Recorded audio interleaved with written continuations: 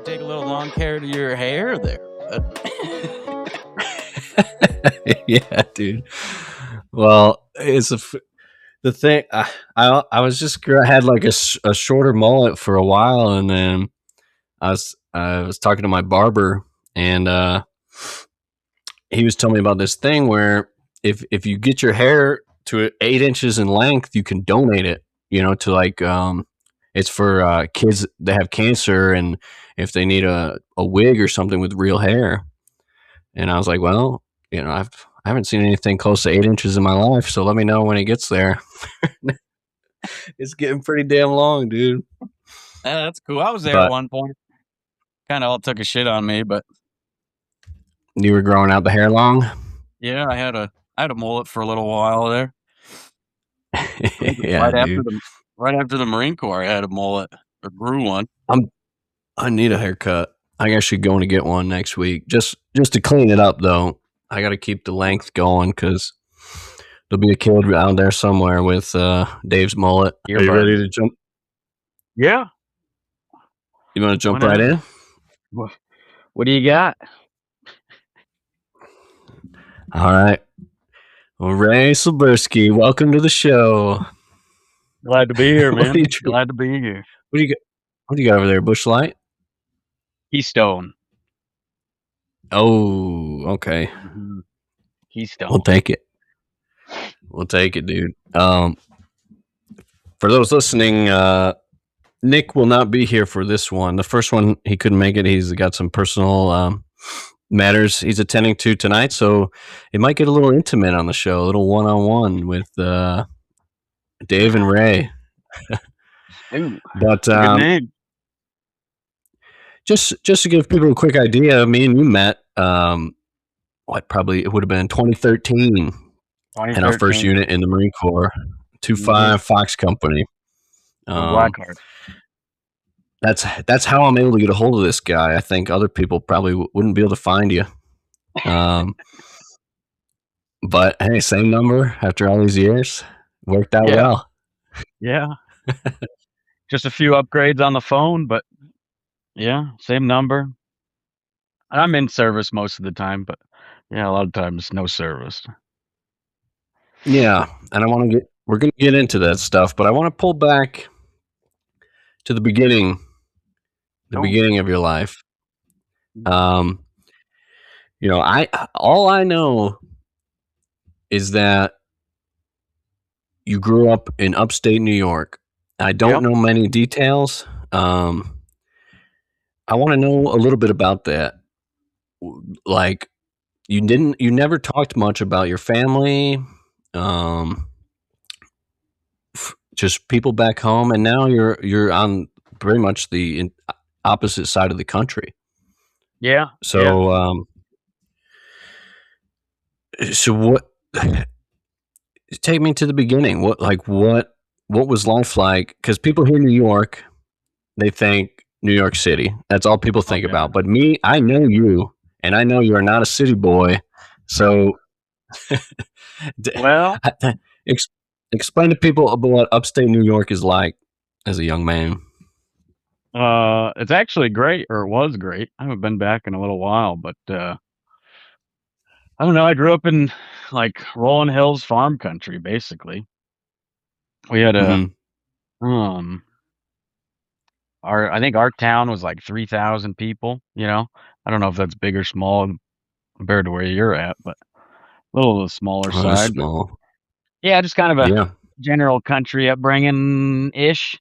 We didn't have any land or farm or nothing, but it basically just surrounded us.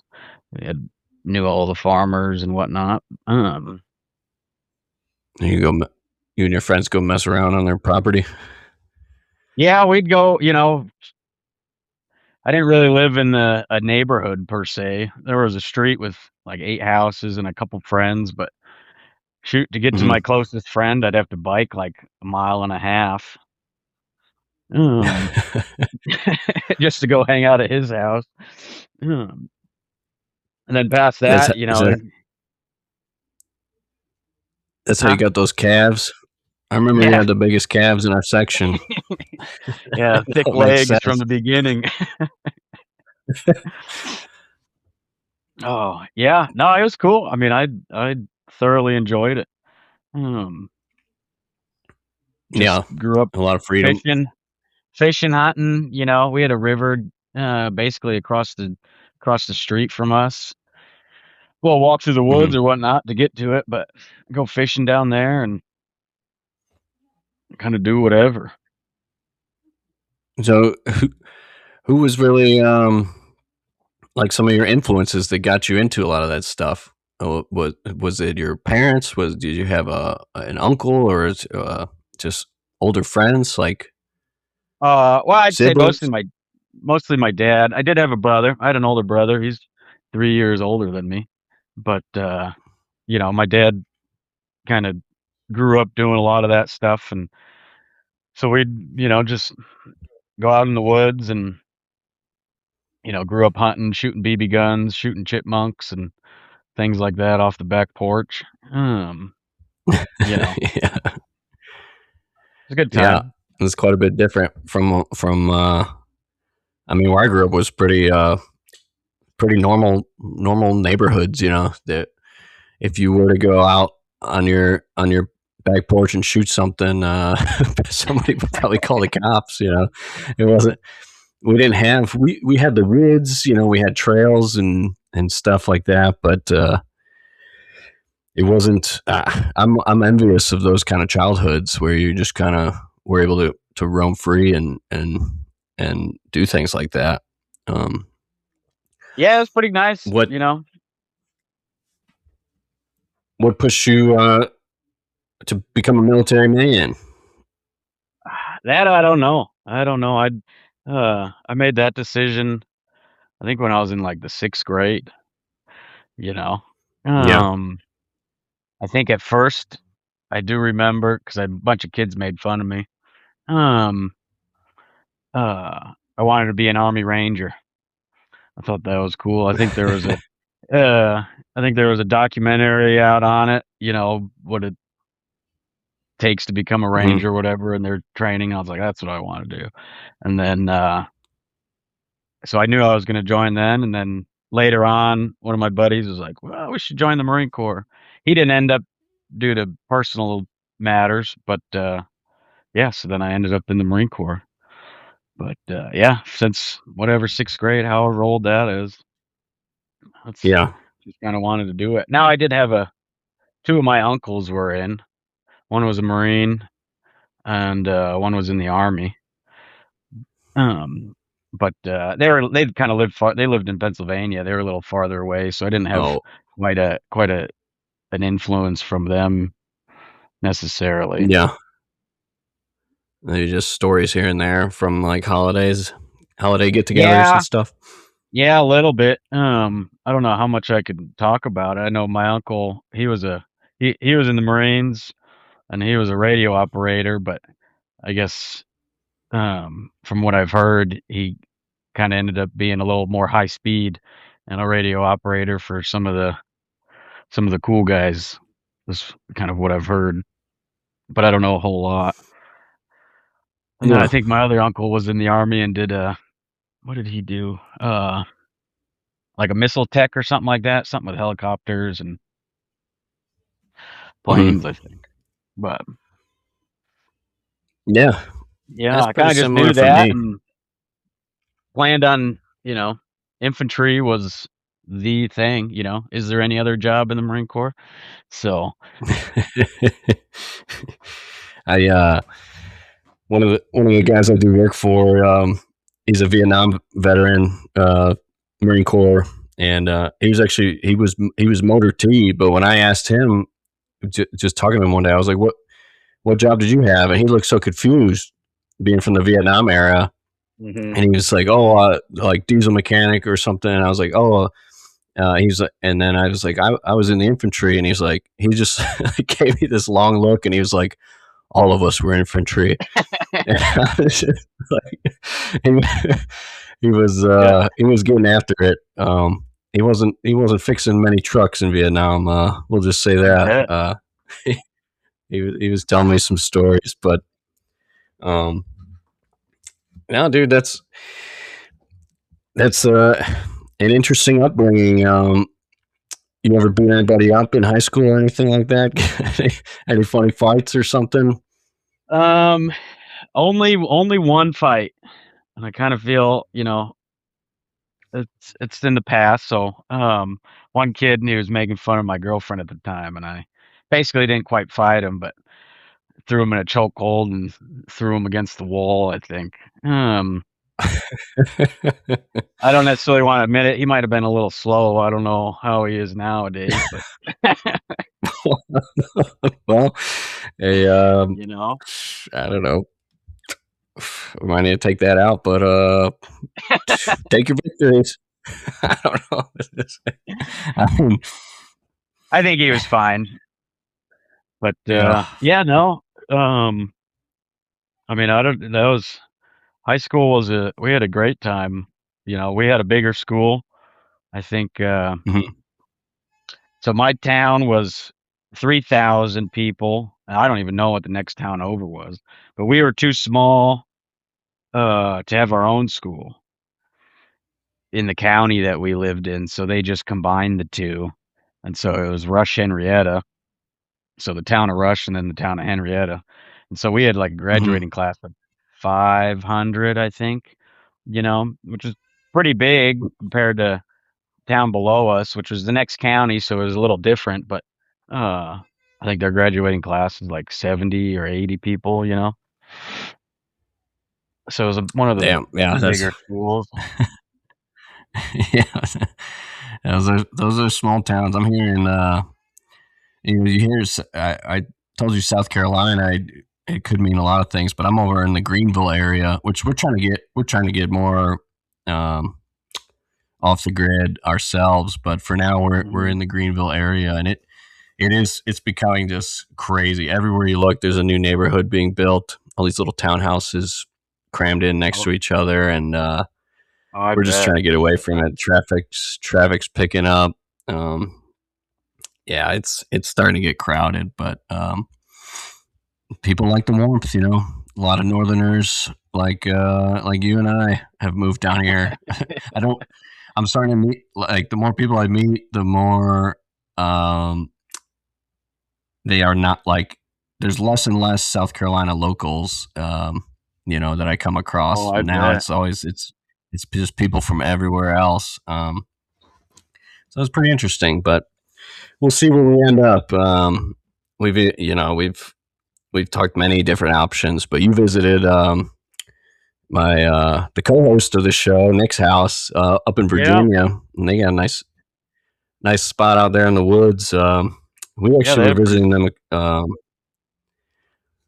Yeah, it's nice out there, and so we see stuff like that, and we're like, well, we'll see. We've been talking about what to do and where to go, and um, what we want. What's the best place to raise kids, and it's like you mentioned, not having a lot of friends like on your street and stuff like that. It's because there's pros and cons. On one hand, I want my girls to grow up just being out in the woods, just having that freedom. They're not worried about cars when they're on bikes and stuff, but then with like my childhood, there was just friends everywhere. We'd be a little gang of maniacs riding around bikes and causing trouble, and like there were certain aspects of that I loved. So maybe we could Yeah, find no, like a I happy medium somewhere. I hear that. Like I said, if I'd go to my friend's house in Henrietta, we kind of were a little hoodlums there. We'd go out at night, just roam the streets, and you could basically, I mean, shit, I think one day we walked like 10 miles away, just cruising. It's like, oh, this person lives here and this person lives here, um, Yeah. just in the middle of the night.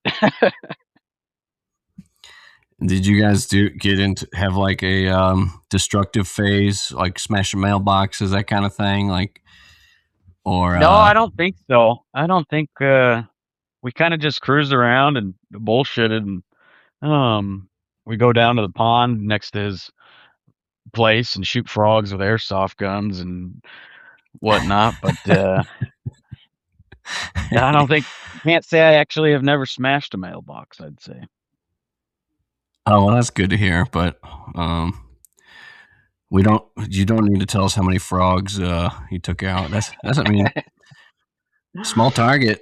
That's good practice. You know, Yeah, it was unless you're going it, point blank. it was pretty fun. But it is. So I understand what you're saying. It was kind of nice. I got sort of the best of both worlds when I was, I lived on a street with, very little houses. Like I said, you had a bike a mile or two just to get to your buddy's place, but then, you kind of go in town and I kind of like that. You kind of just cruise around. Hey, this person lives here. Hey, meet up with the boys and Yeah, you see a go bunch of do bikes in whatever. someone's yard, and you Yeah. know that's where everyone's at, or just cruising to go get some food or something like that. Yeah. It's a good. So we'll see. We'll see where we end up, but um, for now, Yeah. Greenville, South Carolina. Until once the Yeah. podcast takes off, then we'll make a big move. Oh boy. Well, after this episode, it'll be, many more followers. Yeah, I anticipate gaining some subscribers from this. I think people are going to be really interested. You were a popular guy in the Marine Corps and Fox Company, and I think what happens to most of us is we just. I mean, I've tried to like stay away from my phone, and it stinks. I'm trying to pursue this path of a podcast, so I kind of have to Yeah, be you're around on the the technology technology a lot. path for sure. Yeah, but I see this kind of like you get in and get out. Like I can come on here, work on these shows and stuff in my little office, and then when I'm around the kids and stuff, like me and my wife, we try to just put them away. Put like Yeah. I've got the charger in my bedroom. Just go leave it in the bedroom. Focus on the kids, you know. Yeah. No, And then I hear you. nothing. I get sucked into the phones. You're sitting there watching a little funny video, and then another one, and sooner or later you're cruising through Facebook Marketplace and buying shit Yeah, you don't need, and yeah, and then you're like, shit, I needed to do stuff like 2 hours ago. yeah, dude. These phones have a grip on all of us. Um, it's kind of scary because it's only going to get worse. But but in our generation, we're like the test dummies for it. I feel like when I look at my kids, it's either going to go one way, like they're going to be like 10 times more hooked, or they're going to look at us like people now kind of will look at like smoking cigarettes or something like I can't Yeah. believe like a whole generation of people were just on their phones all day. Like Yeah. we're gonna be that's gonna be our generation's thing. Like where our kids are kind of telling us how bad it is. Um, Yeah, I can see Even it though we definitely know, but reversing, you know, yeah, just like anything else, but I don't know, until the technology kind of peaks, cigarettes only got so good and then they kind of just, yeah. Now it's vapes, dude. And there's more vape shops than there are gas stations around here, and even the gas oh, I stations are bet. full of vapes. It's like Yeah. They got everywhere I everybody hooked go. too. I've seen, 70-year-old ladies hitting the vape. Oh, dude, I saw this guy. He was probably like a 70-year-old guy himself, and he's an Asian man. He's walking out of the grocery store, and I see him like like he could not wait to take a rip of that thing once he got out of the grocery store.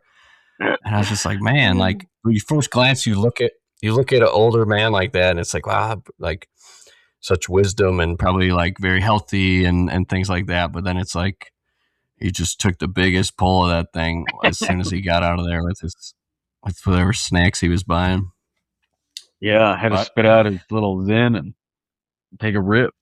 what what can you do? Are you still dipping, or do you give up? Did you cut out the nicotine? Nope. I still indulge myself. I did have to. Things got a little bit expensive, so I did have to quit the Copenhagen. But yeah, Yeah. I'm chewing Oh yeah. was it Longhorn now. But There you go, dude. You got it. Everyone's got to cut back on things. I remember before I left California, it was starting to get like $7-8 a can for Copenhagen. Now it's probably like $15. it is. It's You eight know? something, and it's like, geez. Longhorn, I think, is 4, so Yeah. I could buy 2 for 1. So I feel it's a pretty good deal. Yeah.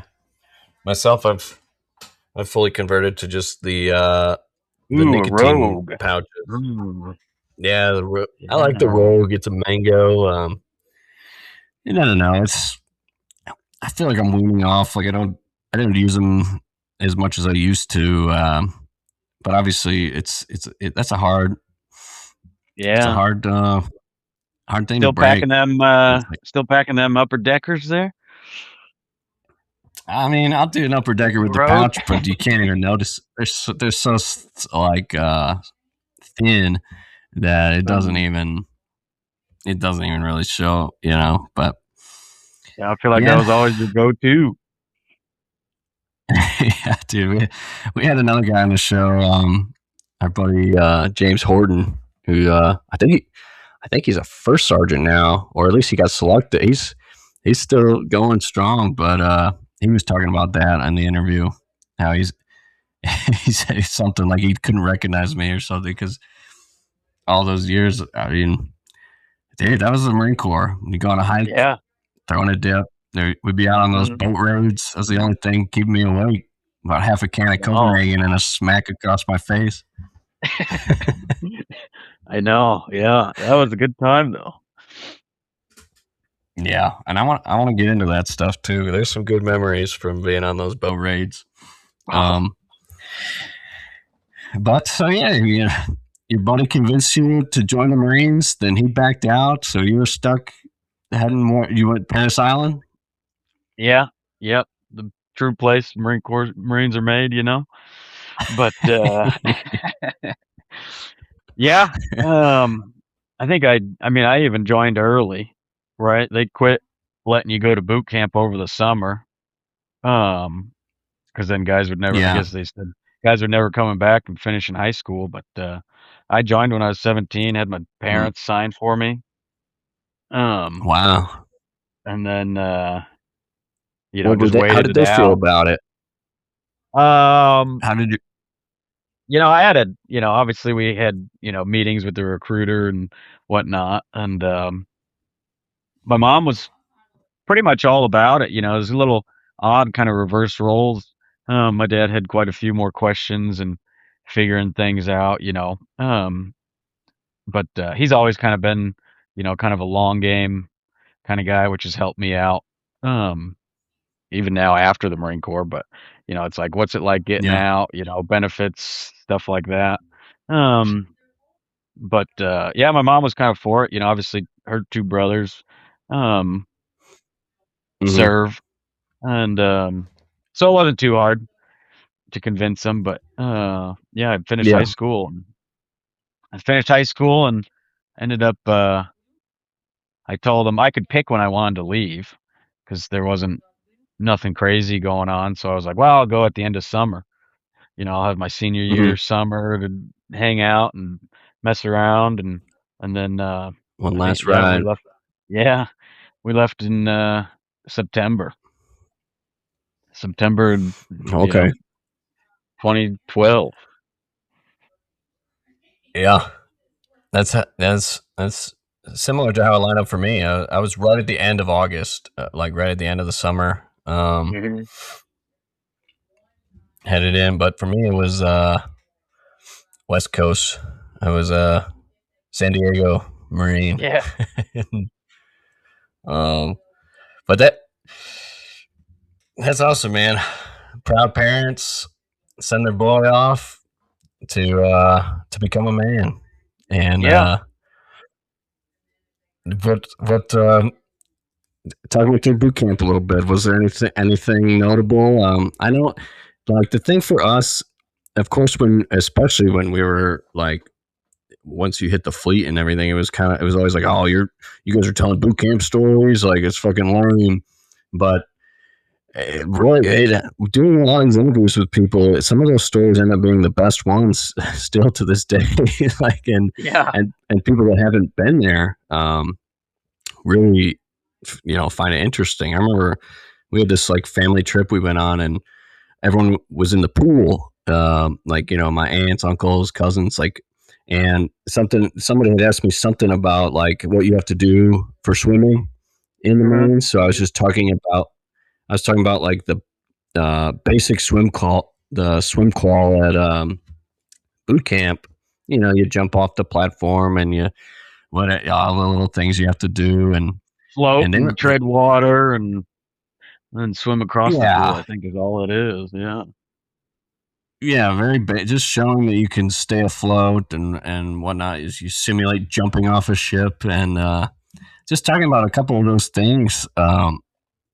Like for some of my family, you think like people haven't even exercised in 30 years. Like they're listening to these stories, like, oh my gosh, like how did you like?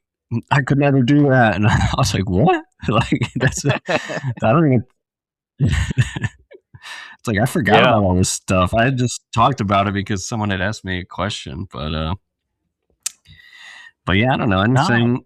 Boot camp was I mean I liked boot camp. It wasn't too difficult. I did have to kind of started out as a fat body. I had to lose some weight to get before I left. Um which wasn't too hard, but Oh,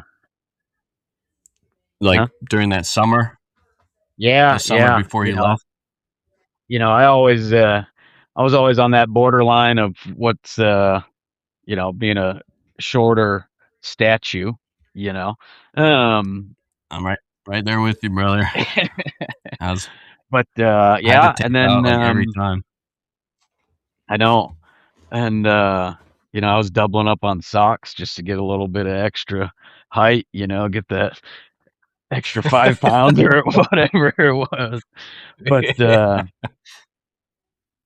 yeah, no, boot camp. I mean, um, wouldn't say I enjoyed it, but I had to, it wasn't horrible for me, so long as you were, you know, not a pussy, um, mentally able to deal with some of the things. But I do remember one Mm, of the starting out, you get in there and then I think for the first week or whatever, you have your the receiving drill instructors, right? And I yeah. think it was the first night. Um, this kid, I don't know if he was crying already, but he was already at the front of the house, bottom bunk. I don't know if he was crying or whatnot, saying, he didn't want to be here anymore. And Yeah. I don't know if those receiving drill instructors just don't care or, they just see so many people. And I just remember him lighting him up. Lights are out, you're just laying in bed and just start screaming at him. I mean, I distinctly remember being like, I will skull fuck you. Get the, just, it was quite the first night of boot camp. Um, Yeah, dude. You think it about was, some of those guys because we had our fair share. It's like right at the beginning where it's like that wake up call, and then they're like, "Wait, can I go home?" Like, and they yeah, just destroyed them. Like it's too late, man. Didn't you watch a documentary or something? Like you didn't know what this is gonna be like. I know. It was wild. I mean, it was, joining it's a pretty crazy ride. The wake up call, I don't know how it is um, for you guys on the West Coast, in San Diego, but you're basically on a bus ride. Once Mhm. you land, in the air, I mean, you guys are right next to the airport. So I don't know if it's, quite the travel, but you're on a bus, I want to say for, you know, half an hour maybe in the dark. You ain't got no idea where you're at. You end up going over Mhm. this long bridge that puts you on the island, and you're just Mhm. surrounded by water. And then, they tell you to pick your head up and you're there, and then all of a sudden it just kind of hits you. It's like, all right, shit, you run out Yeah. and hit them footsteps, and it's like, well, this is what I decided to do, I guess. So, it's like you better follow through. Yeah. Right. Only 3 months left to go. Yeah. Nah, it was. I Yeah, mean, dude. other than that, yeah. Then it was, um, a lot of running around and whatnot. But we had two decent, I'd say decent drill instructors. I wish I could find the one. Um, at the end, we found out he was a pretty hard. He was in the infantry. He was a machine gunner. And so you kind Hmm. of, anybody can be a drill instructor, right? You just kind of end up with that B Yeah. billet and you end up over there. But um, I Yeah. think it was one of the last days, and um, he someone found something um in the whatever, where the drill instructors were, and he got a, what was it? Something with a V. I forget what actual thing he got, but he told us the story, and basically they went out on patrol and got ambushed, and helped out a couple people and whatnot, and then the next ambush he was running around on top with the Mark 19, and ended up I guess getting into the same area that they got ambushed at, and saw some enemy, and just one dude, and shot one dude with Mark 19, which isn't allowed. And so we're like, holy shit, this guy is, he was a just big old dude. I think Sergeant Jones was his name. Mm, Um, I was about to ask for the name just to. It's good to highlight people. It can be really hard to talk about yourself, but it's very easy just to talk about other guys that you worked with and talk about some of their highlights. But yeah, for he those was he listening, was a cool dude, and big dude. His chucks didn't even really fit him. I think he had to get a bigger size. But I distinctly yeah, remember, because then we found out, our other main and drill instructor, he was they always talk a big game about, just combat and kind of being ready, and how they get, the mindset they try to get you in and whatnot. right, But he ended up being like a, I don't know, a guy who unloaded missiles off the helicopters and whatnot. But I distinctly yeah, remember when they give you your dog tags at the end of boot camp, and they tell your MOS and whatnot, and yeah, Sergeant Jones, everyone who joined the infantry, he shook their hand and took a couple extra seconds, and it was like, welcome, kind of, which yeah, was kind of cool, I thought. yeah. It's I always tell people that 'cause- well, I'll pull back a little bit. When I was going to school, there's like the veterans club. So Mhm. so I was at the University of Georgia, and then there's like a veterans club, and people always talk like they're like, oh, you should go, like you would like that guy. He was in the military, and but it's like, well, what kind? Like, what did he do? Because the the there's so many varieties, and it's just there's a lot of, like you mentioned, your uncle being a radio operator. Like, there's so many support roles that where guys end up doing like way more badass things than me and you did. Being in the Yeah. infantry, but for there's for people listening, there's people could be a marine and just do paperwork for 4 years, and Yeah. is very very different experiences, um, depending what somebody did in the military, and Yeah, for sure. And that's kind of it's why I thought often that, that story was kind of cool, because it was kind of a, we were obviously becoming Marines, but he was kind of more Right. like, welcome to the, I think there's a quite a bit stronger bond, maybe, like you're saying, with guys who were in the infantry. Um, Yeah. just kind of like a, welcome to the brotherhood kind of I thing. remember we had we had some of our drill instructors were infantry as well, and there's one guy that Oh yeah. we because at the end of the crucible, uh, that just break off event at the end of boot camp, and you haven't slept really in like 2 or 3 days, and you haven't really eaten anything, maybe one MRE, I think it was. Yeah, you get one. But then you do the final hike at the end. You're carrying all this weight on your back, and for the West Coast, you go up they call it the Reaper. This big steep hill on part of Camp Pendleton, and we were just losing guys left and right. People just face planting because at that point it's like 3 in the morning or something. Like you get up to the top of the Yeah. hill, and then the sun starts coming up. But so guys were just dropping, but we would have to keep their rifle. Like the platoon, you have to grab their rifles. So by the end of this thing, I have like 7 rifles or some shit like that. Like, and you're carrying them the dumbass sling way that they made you, like Yeah. The like you the have to do green at boot one. camp. Yeah. Yeah, so they're all like tucked under my arms, and I start falling back. Not much, but a few. Like I'm dying carrying all these rifles, and one of the drill instructors that was infantry, he just starts screaming in my face. He's like, "You're gonna be a fucking infantryman," and like that's all it took. And I just took off and Yeah. got that last little motivation that I needed. But I did notice that a lot where they would find out who the infantry guys were, and we got a little extra special time with a few extra push-ups and things like that.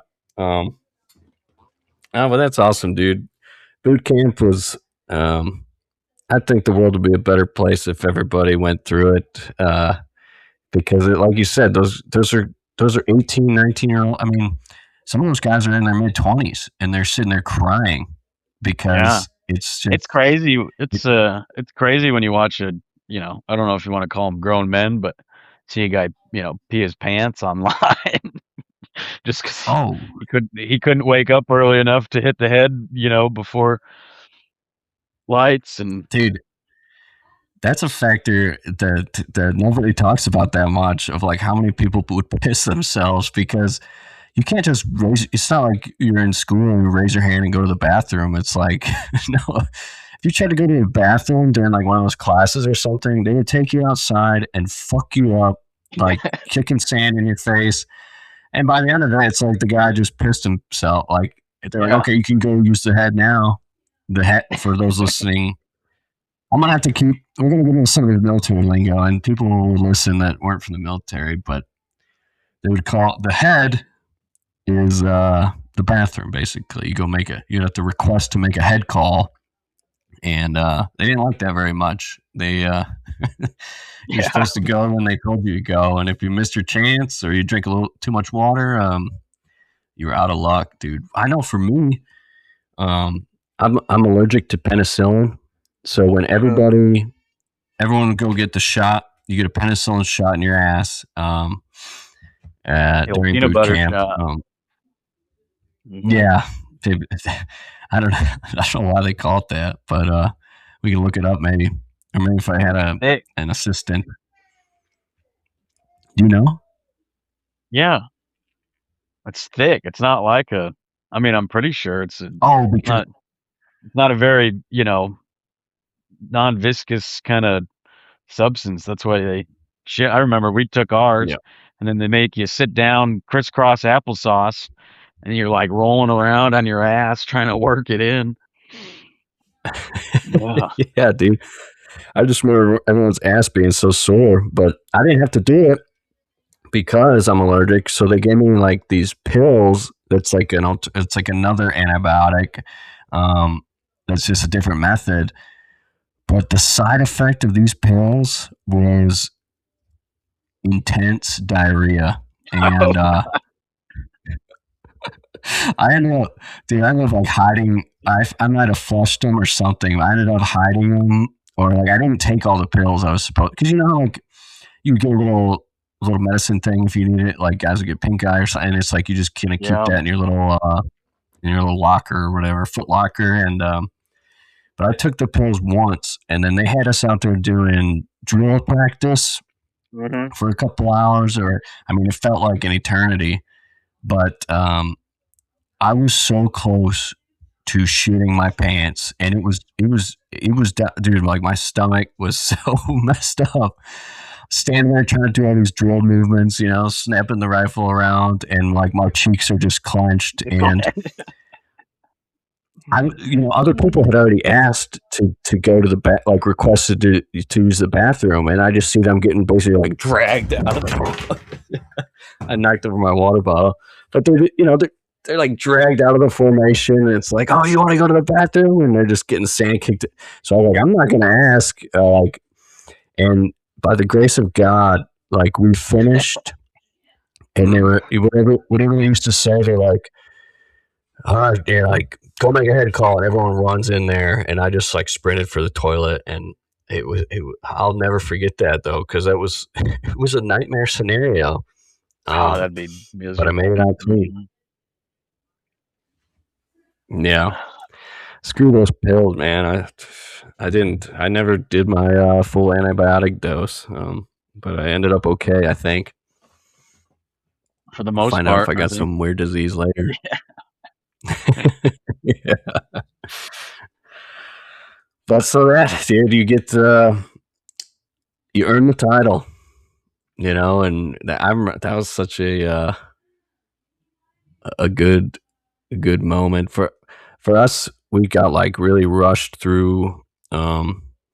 After you finish the final task and you become a Marine, they reward you with what they call the Warrior's Breakfast, Yeah. where you could finally just like sit down and eat like a normal person. Like you're not Rushed. you're not getting lit up, dude. The madness of those chow halls. I was a squad leader at boot camp for a short run, and then like I did something dumb where I like went to grab some bread, but I didn't put my tray down first, and I just got swarmed by all these guys that blasted me, and they took my squad leader title because I got the piece of toast or something when I wasn't supposed to do it. But yeah, man, it's something you couldn't wait to be done, but now in like the civilian world, being somewhat day to day can be kind of boring. It's like I think Oh back to those yeah. days, and I'm like, man, what if I could just go back with all of my buddies, and it would be different. Yeah, obviously, because Oh, nowadays, um, yeah. and like you said, you look at some of these drill instructors as you know we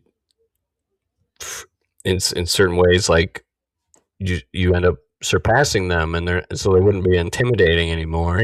So but I don't know. It'd be fun to go back.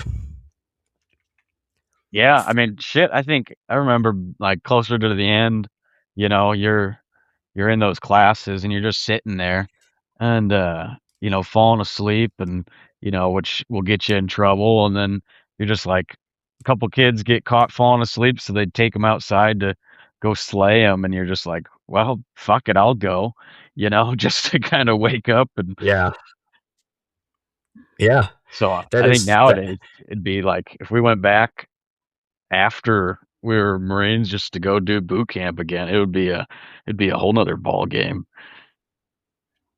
Yeah, and you get in such good shape. Like that's a good point I hadn't thought of, or I guess I kind of forgot that I do remember it being like that kind of towards the end. Like all everyone who was left, and it's not like a crazy attrition rate or something, but obviously those first few nights, you lose some guys that should not have been there, and then throughout the 3 months, some more get dropped along the way for various reasons. But But then at the end, it's like everyone's in such good shape, and you have this confidence. It was like I remember guys getting just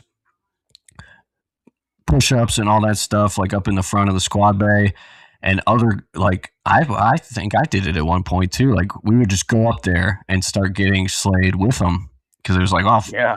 fuck it, like I can just do push-ups all day now. And it started to be more like fun rather than like punishing. Yeah. Yeah. Boot camp has its But own little hierarchy. You're marching around and you're getting close to whatever, like Marine Week and whatnot. And then you see the new recruits, and you're like, oh, look at these fucking boots. you know. yeah, Oh yeah. yeah.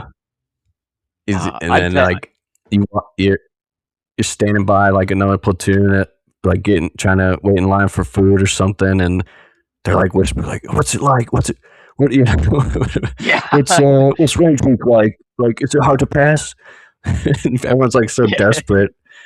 You're telling boot camp war stories from the next week or 2 weeks ahead. Yeah, Yeah. Yeah, I know. yeah. I don't know how it is nowadays. I think the West Coast takes female Marines too. I tell you, the some of the funniest times is during range week, because Harris Island used to have all of the all the female Marines would come through Paris Island, I think, at Oh, the that's a good time. point. Yeah, And I don't know how it is now, but when I went through on the West Coast, it was all males at mhm. MCRD. Yeah, and Um, so the only time you ever see them or interact with them is at during range week, because there's only one range, and yeah. you'll be getting blasted, and guys, and then the female drill instructors, they'd fuck with everybody just the same. So someone would get lit up, and he's just, for the past, I don't know when range week was, but for the past, 8 weeks, he's been saying, "Aye, sir." And then some lady drill instructor Oh, starts blasting you, and you're like, "Aye, sir," screaming it, "Sir, sir," I- and then you get a couple of them dude, going, and, guys just I didn't freak even out, think and you about just, that. yeah, your brain can't comprehend, you're just, it was a funny time to Yeah, watch guys get annihilated. yeah. That's a whole nother layer to it. You're Mhm. getting screamed at by a bunch of women, and that would be. I bet there was a lot of guys like getting made fun of and stuff. You know, like, oh, that I can just hear it now. Like, oh, that chick fucked you up. But there's some Oh, there's some tough ass women in the Marine Corps, man. Definitely yeah. once we get later into the once you get out to your unit and stuff, and you start working with them, like I encountered like female dog handlers, females on the choppers, Mhm. and like some some really badass chicks out there doing that stuff. But now you're going to infantry school after that. To me, I had a much better time at infantry school. I thought I loved it. It can be it's challenging doing some of those hikes and things like that, but you're just getting to shoot like every different gun and going on Yeah. patrols and putting you know face paint on, putting camouflage on your face, and it's like to me being in infantry school was like, oh, this is like what the Marine Corps, like more so like this now. This is what Marines do because so much of boot camp, you're going around marching and Mhm. trying to remember facts and sitting in class. And infantry school I thought was way more exciting. How did it go for you being picked as an assaultman? And for those listening, that's one of the jobs in the infantry that old Slubs here did was shooting rockets and employing explosives.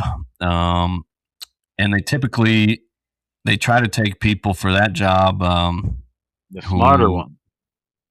yeah, who, you score a little smarter on your ASVAB test because it is. There's a lot of math involved, and you're going to blow up a C4 charge like right next to all these other Marines. So they want to make sure you're competent. How did that work out for you? Did you volunteer, or did they just start pulling guys with the right GT score? Um, I think I'd have to, man, it's hard to remember, but I think we could pick. And then obviously there was the qualifications um of yeah, Yeah. whatever GT score you had, And but it was infantry school was it was good. We ended up with one of you could we had a real, couple shitbag instructors, guys who were just, kind of late in their career, were told to be there, and you could just tell Oh, that they just didn't care. Not so much not about us, but just the Marine Corps. But it was yeah. still a good time. You know, and shit. Well, that's where half our section went to the same infantry school. There was like 8 of us that um came Yeah. from there. So uh yeah, Yeah. That was a most big of drop. our hmm But All the yeah, I boys. mean, it was a good, it was a fun time. Demo was obviously that was kind of my forte compared to shooting rockets. But yeah, Why do you say you you like the explosives more, or you were just better? All right, I'm trying to yeah, remember. I think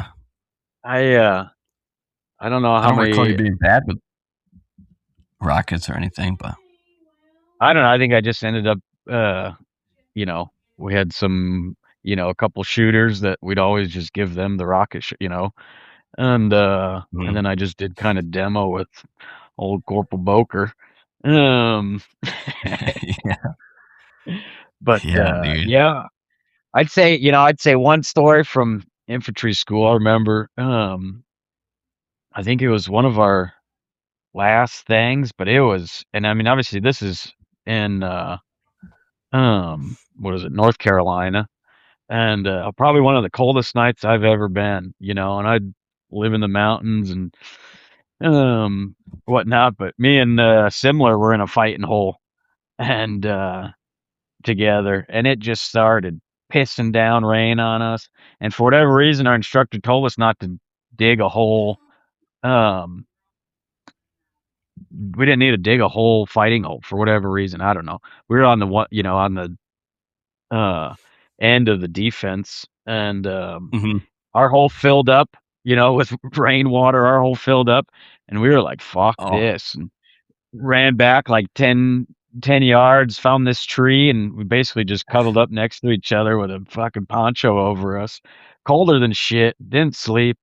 And then the next day in the morning, they called a ceasefire kind of on the training, and they basically had to have the hmm. corpsmen go through and um, check everybody for frostbite. And some of those poor guys, you're told to stay in your fighting hole. Well, they're sitting in their fighting hole, up to their chest in water because it filled up, just Oh, freezing their asses off. A couple guys got pulled out, and it was that was a wild night.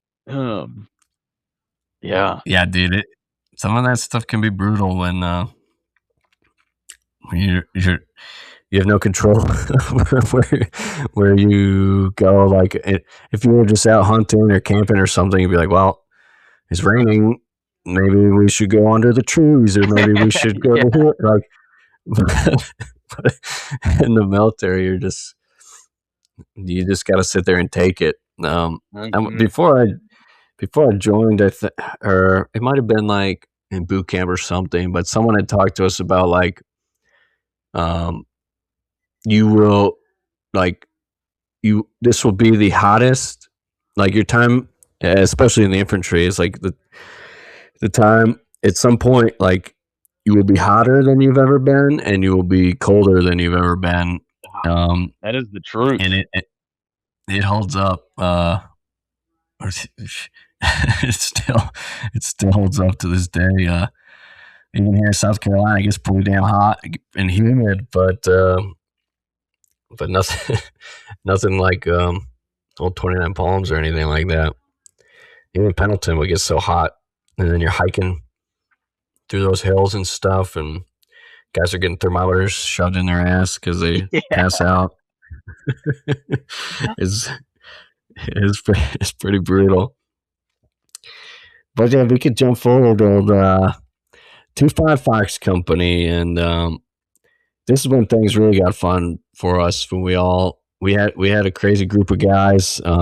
Hopefully, I can track everybody down and cycle through some of these stories. Like you had already mentioned, Semler, and it's tough as life goes on.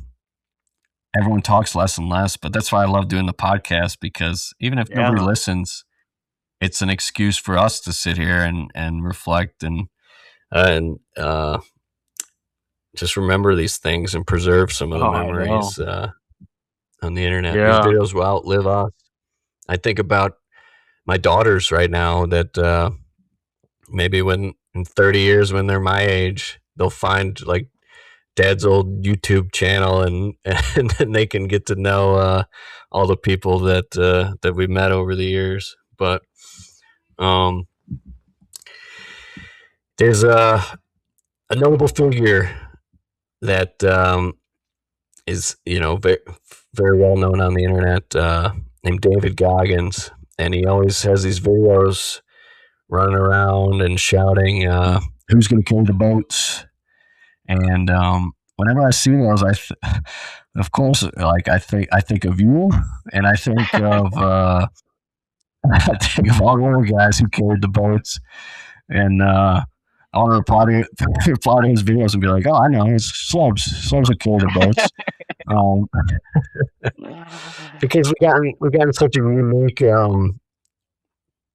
unique company, and I know that long history of.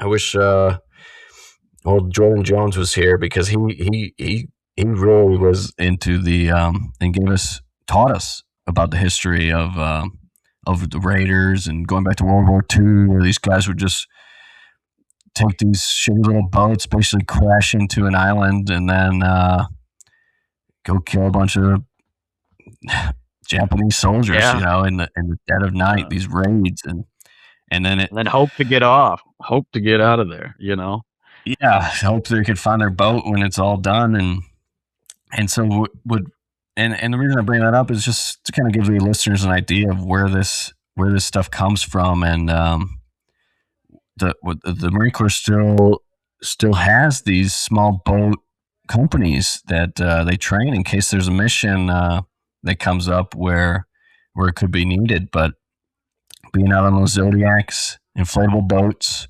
with all the boys in the dead of night, we went full full blackface, which is I've learned is you're not supposed to do, but we did, because everything was blacked out, black beanies, like it was a pretty cool experience.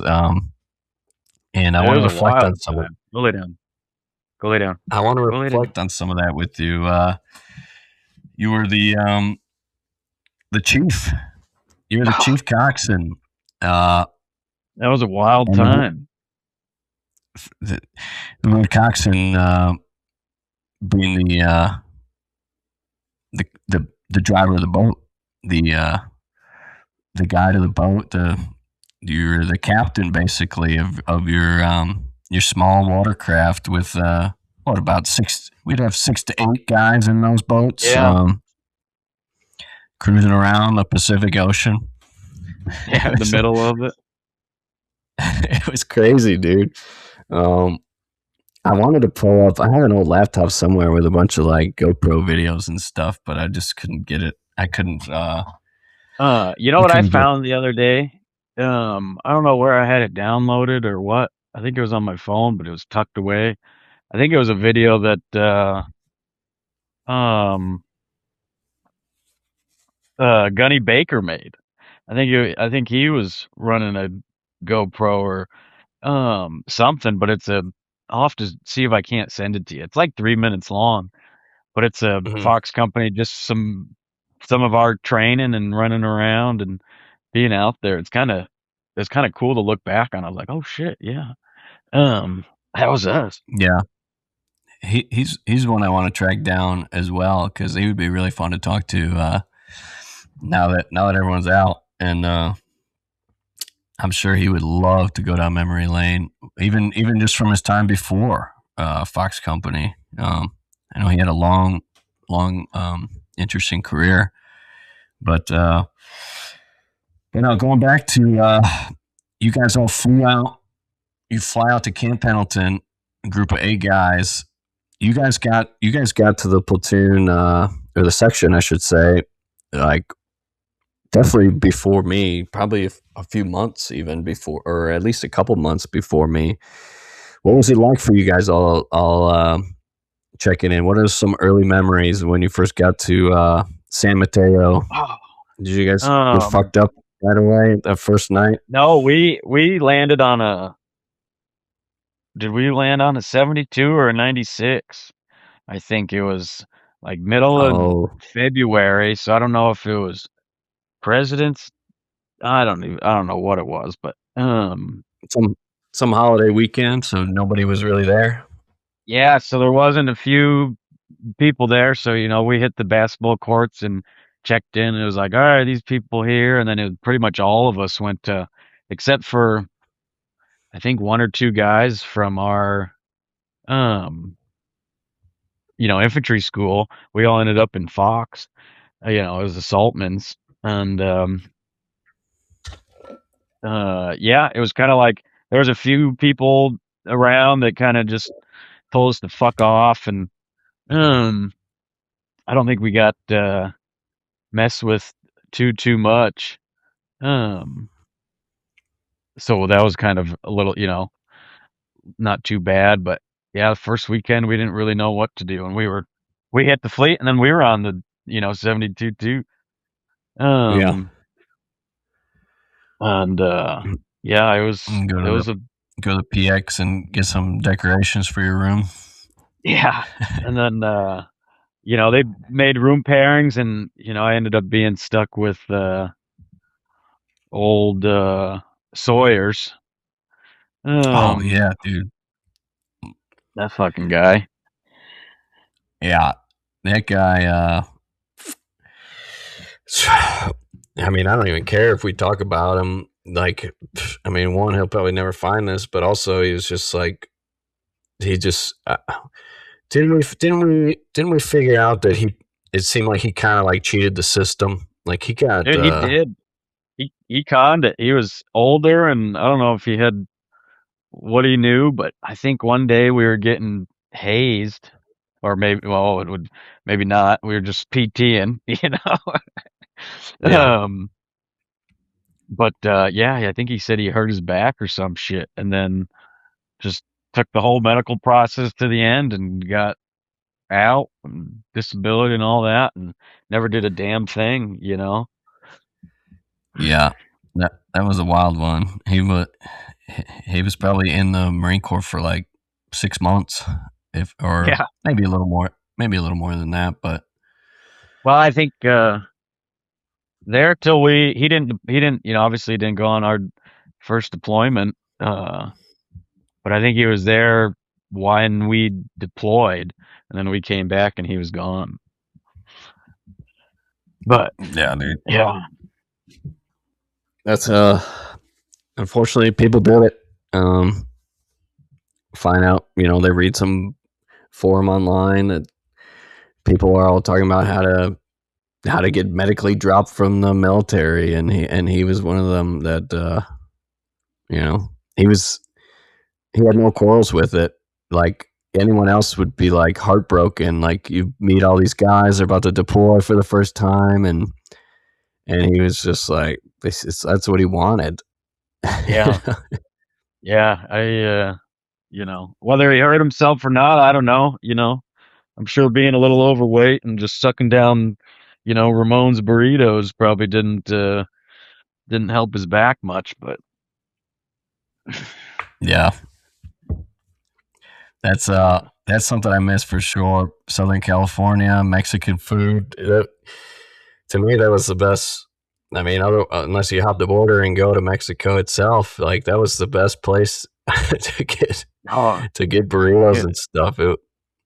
I know. I mean, I still remember and make some of them. I remember that Ramon's truck, and you'd go and get lunch, and it'd Mhm. be a monster and a barbecue, burrito.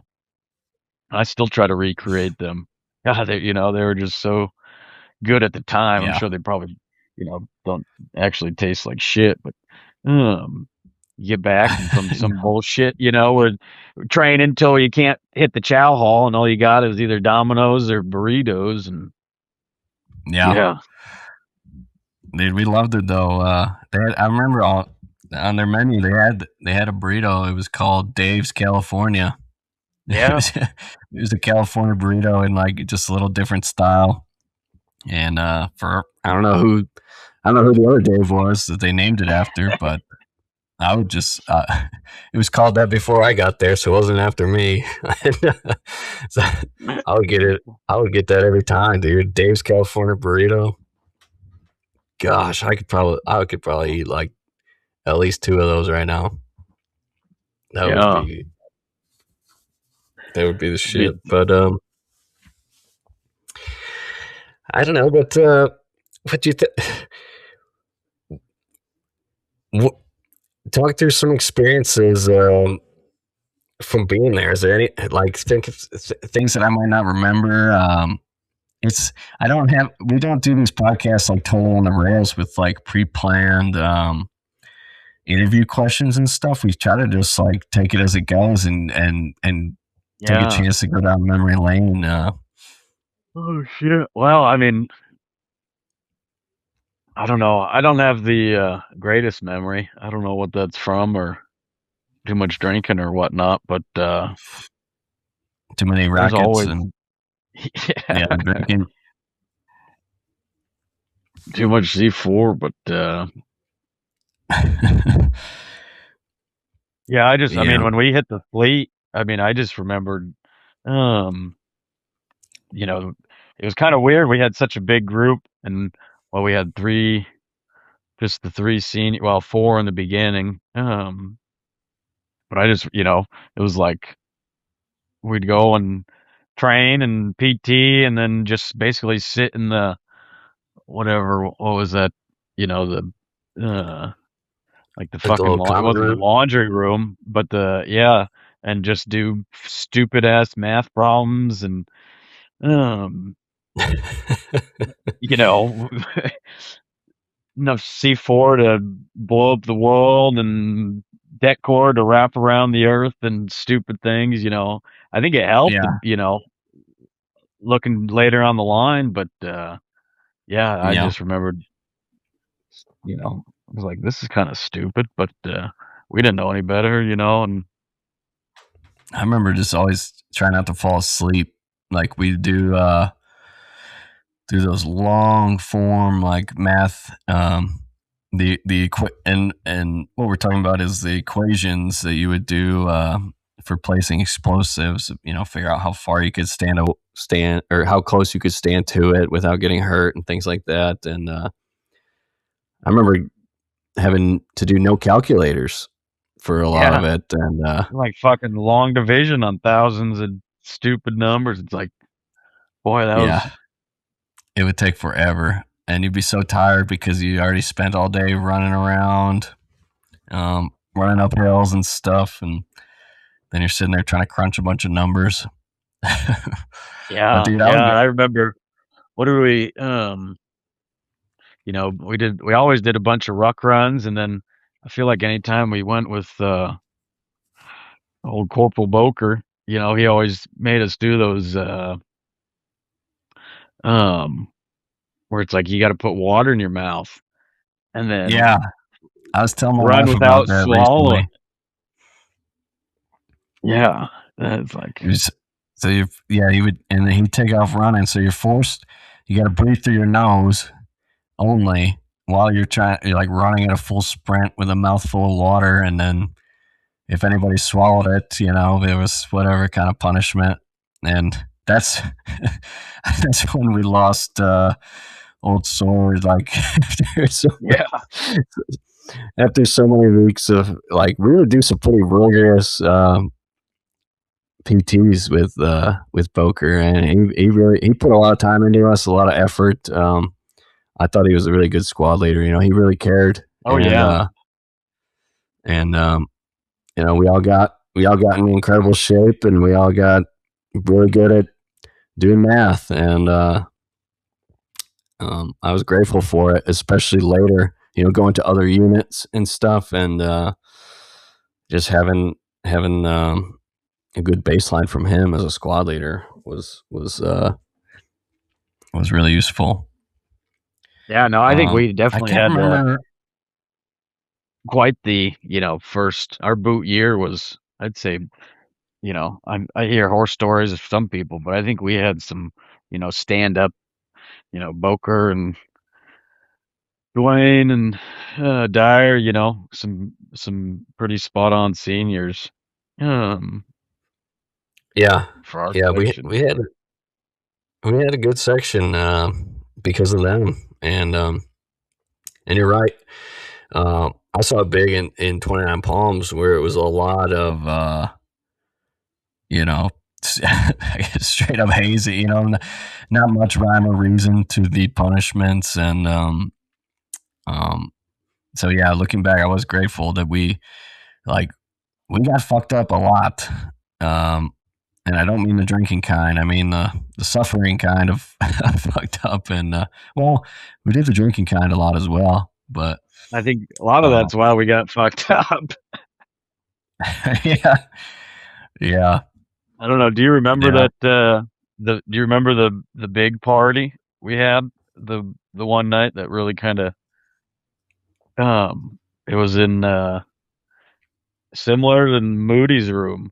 We like Oh yeah, flipped the beds and because they could the bunk, all the rooms had bunk beds and you could adjust where the rack was, and we turned them into tables. And um, unfortunately, those two didn't quite clean up in time, and there was like trash bags and beer cans in their room, and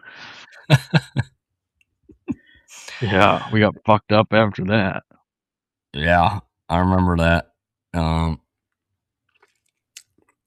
they found the guys in charge of us found the aftermath of the party, and I think we might have had one guy that was over 21. The rest were not. Um, so yeah, we had some we built some character that morning after. I definitely remember that. Um, but dude, when we went out, I can't remember if it was the first or second time we went out on the. We were flying over to get to Japan, and we stopped. Remember, we had that layover in Alaska, Oh, I do remember that. and everybody we got or something happened. We weren't supposed to stay there, but then we did. We got put up in a hotel for the night. That was pretty Uh-huh. fun. Just one You night were in Alaska in a hotel, and we could we could take out whatever we want to take out of the show. But I thought it was a pretty cool story out of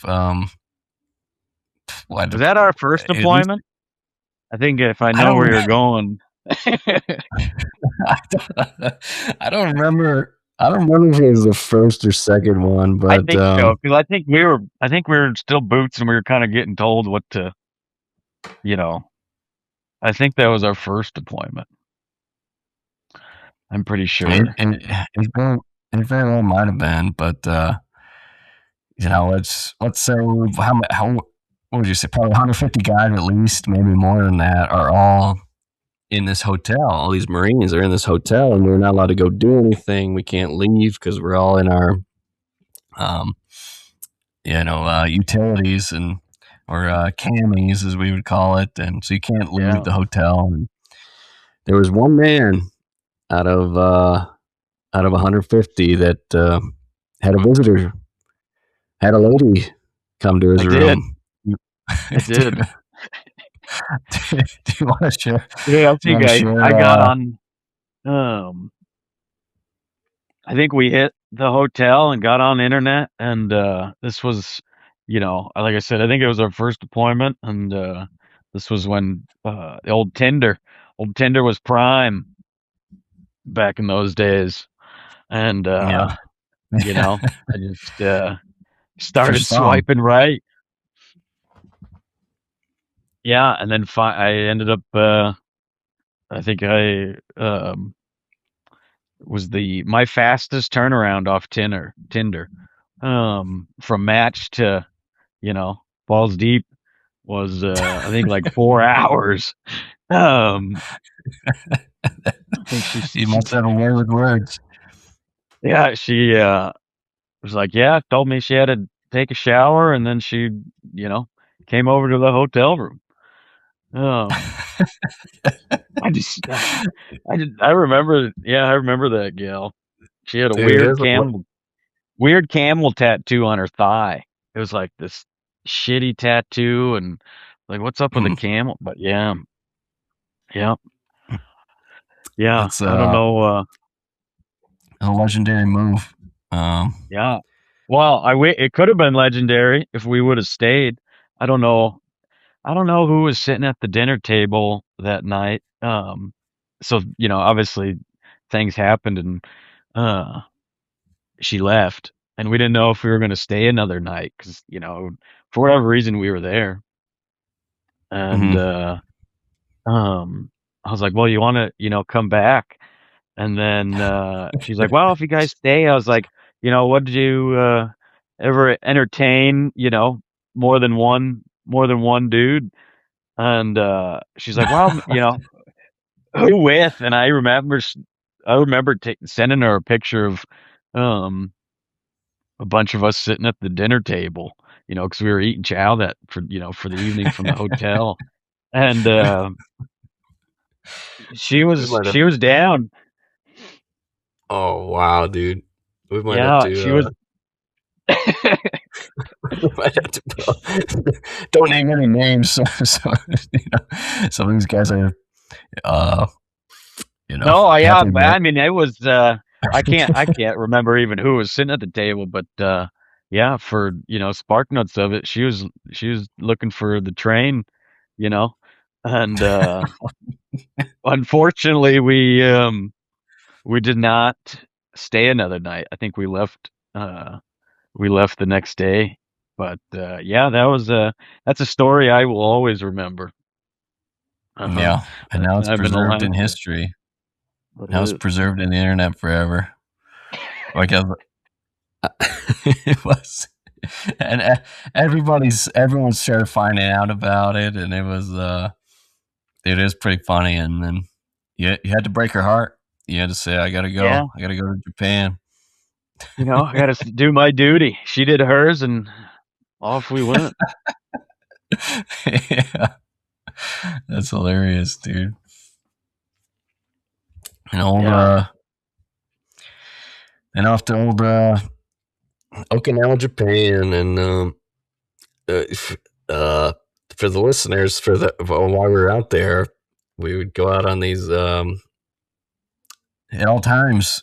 Even right now, there's some poor Marines out on probably a handful of different ships out there, floating around, waiting for something to do. And we did that, but the ships that we would get on are stationed in Japan. So you fly from California.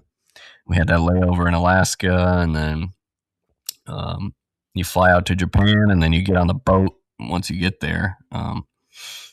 But I'll pull back actually because I want to go back. I brought up who's going to carry the boats, and we've gone through those boat packages, man, and Mm-hmm. for the poor coxswains, the boat drivers, we had to do quite a bit of carrying those boats, Oh yeah, and lapped. there's the event, which maybe you could talk through probably better than I can, but the Trail of Tears, which was what, like about 3 miles of Yeah, it's 3 miles of just fucking getting more pissed off than you've ever been at your buddy next to you because he doesn't want to pick up the fucking boat. well, Yeah. dude, So basically, I mean, we were probably we together, started off right? at Carrying, because like I being think both of us on the shorter end, we were probably on the same boat team or whatever. I can't I remember think though. so because I remember I'm pretty sure they set it up more or less. They tried, they kind of tried. There was all the tall people, but then you get to the back end and yeah, a couple shorter people, but yeah, you start where are we? Coronado, right? Is where we do all that. And for people listening, if you want to picture it, go watch a seal how it's made, seal documentary, and we were running on that same beach and up the same sand dune that Yeah, seals are made on, and yeah, it's you right basically on the base. yeah, carry a boat for 3 miles, and the instructors make you run up the sand dunes and run down, and your buddy's fucking, you know, shrug shoulder, not carrying the boat, and you're wondering why it's so goddamn heavy, um, and it's in sand, white sandy beaches, so it's shitty running. I think Mhm. I know my boat fell once or twice, and then you're trying to pick the fucking thing up, and yeah, Yeah. it's called the Trail of Tears. Uh, well, the history behind it is when they did, I forget what island it was, but um, when they did boat raids in World War II, the guys hit the beach and they couldn't. They got back to their boats and they couldn't leave that area because of the surf. Was so bad, so they had to pick up their Mhm. boats and basically run down the beach to an area where they could try to get out better. And Yeah. so they kind of, it's how the basically how the Marine Corps, kind of preserves history is make you suffer from guys, try to recreate what guys did in the past. And Mhm. yeah, Trail of Tears is a good time. And you you completed 4 iterations of it, I believe, right? The Yeah, Going through because Coxon's um course twice, and then with the company twice. So yeah. total of 12 miles of tears. It's crazy to think. My back hurts right now just thinking about having to do that again. I know, and Just you're that. you're not even, you're carrying the boat, but your fucking head is cocked sideways because it's basically just a round tube you're trying to hold on Mhm. your shoulder, and yeah, miserable. And But yeah, any memories stand out from some of those boat raids? I always think back to the hallucinations out on the oh, water where. that's what I was gonna bring up is yeah, the first time I ever hallucinated without drugs, is Yeah. is from lack of sleep, being out on the water.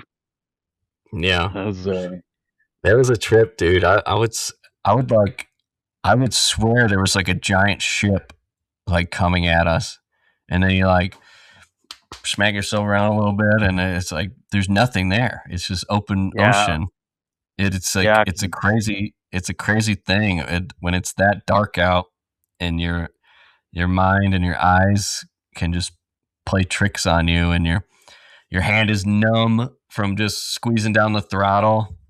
Yeah, vibrating the shit out of you, and Yeah. yeah, I remember. I mean, it's you're out there in the not quite the middle out there, but all you have is little green chem lights on the your riders' vests and a couple on the boat. And yeah, I remember, you're driving and I think I saw an island and I'm like, there's no way there's trees out here, no fucking palm trees out in the middle of the ocean. But yeah, that's, you try to slap yourself, wake yourself up, and, you kind of get dazed from, uh, I think the first year doing it, being, coxswain, I was like the last boat of the, third wave. And so I was on the Mm. ass end, and you're just, staring at the boat in front of you, and you Yeah. just fucking daze out, and it's like, Mm-hmm. what the fuck am I looking at? And You're you hit just those staring at a swells, staring at chem one light. green light, yeah, one Yeah. blue light on the engine, and you're like, and you hit those swells where it's like, well, there they go, and you can't see them anymore, and then you're like, oh, there they are, and you come back down, and Yeah, yeah. dude. It would be fun. I always thought about that in the at some point in the future if I had little water access or a little lake cabin or something like that. Trying to trying to get a hold of one of those boats with Hmm. hopefully a better engine, but it would be fun to cruise around again, set up the floorboards, the foot pump. Oh yeah. Yeah, There's always, there's always some guy, that you make, and they're just sitting there miserable in the hard aluminum bottom of that boat, that you put in, and he's just having to pump because the boats are so, they're well-made boats, but because they're the Marine Corps, they're got holes in it, and there's always some guy sitting in the middle just pumping the foot pump because your boat's deflating while you're driving out there. yeah, you're like an hour from the beach. it's, it's crazy, but Yeah, yeah. The that's first that well, that was our um first year, and mm, we just, which was the best year, um, being with Captain Jones and, the people we had running around and, one of those Protec helmets and, yeah, uh, yeah. those It chest was a great. rigs and stuff. It That was was the best time. we had a great group of guys, and I will always look back fondly on that. And I mean, now that I have kids, it's like it's fun thinking about the thought of taking a road trip out to California someday, and like taking them to Coronado Island, and um, just experiencing it as completely as a tourist, and not like we can Yeah. go see like all the military guys getting beat up out there. Because that was the cool thing about it too, is you're just cruising through San Diego Bay with like 18 Hmm. Zodiacs. And I remember like but there was at least one time there's a lady who flashed us from like some, there'd always be these expensive boats out there, a bunch of rich people drinking and having fun, and they're like cheering us on as we're driving by.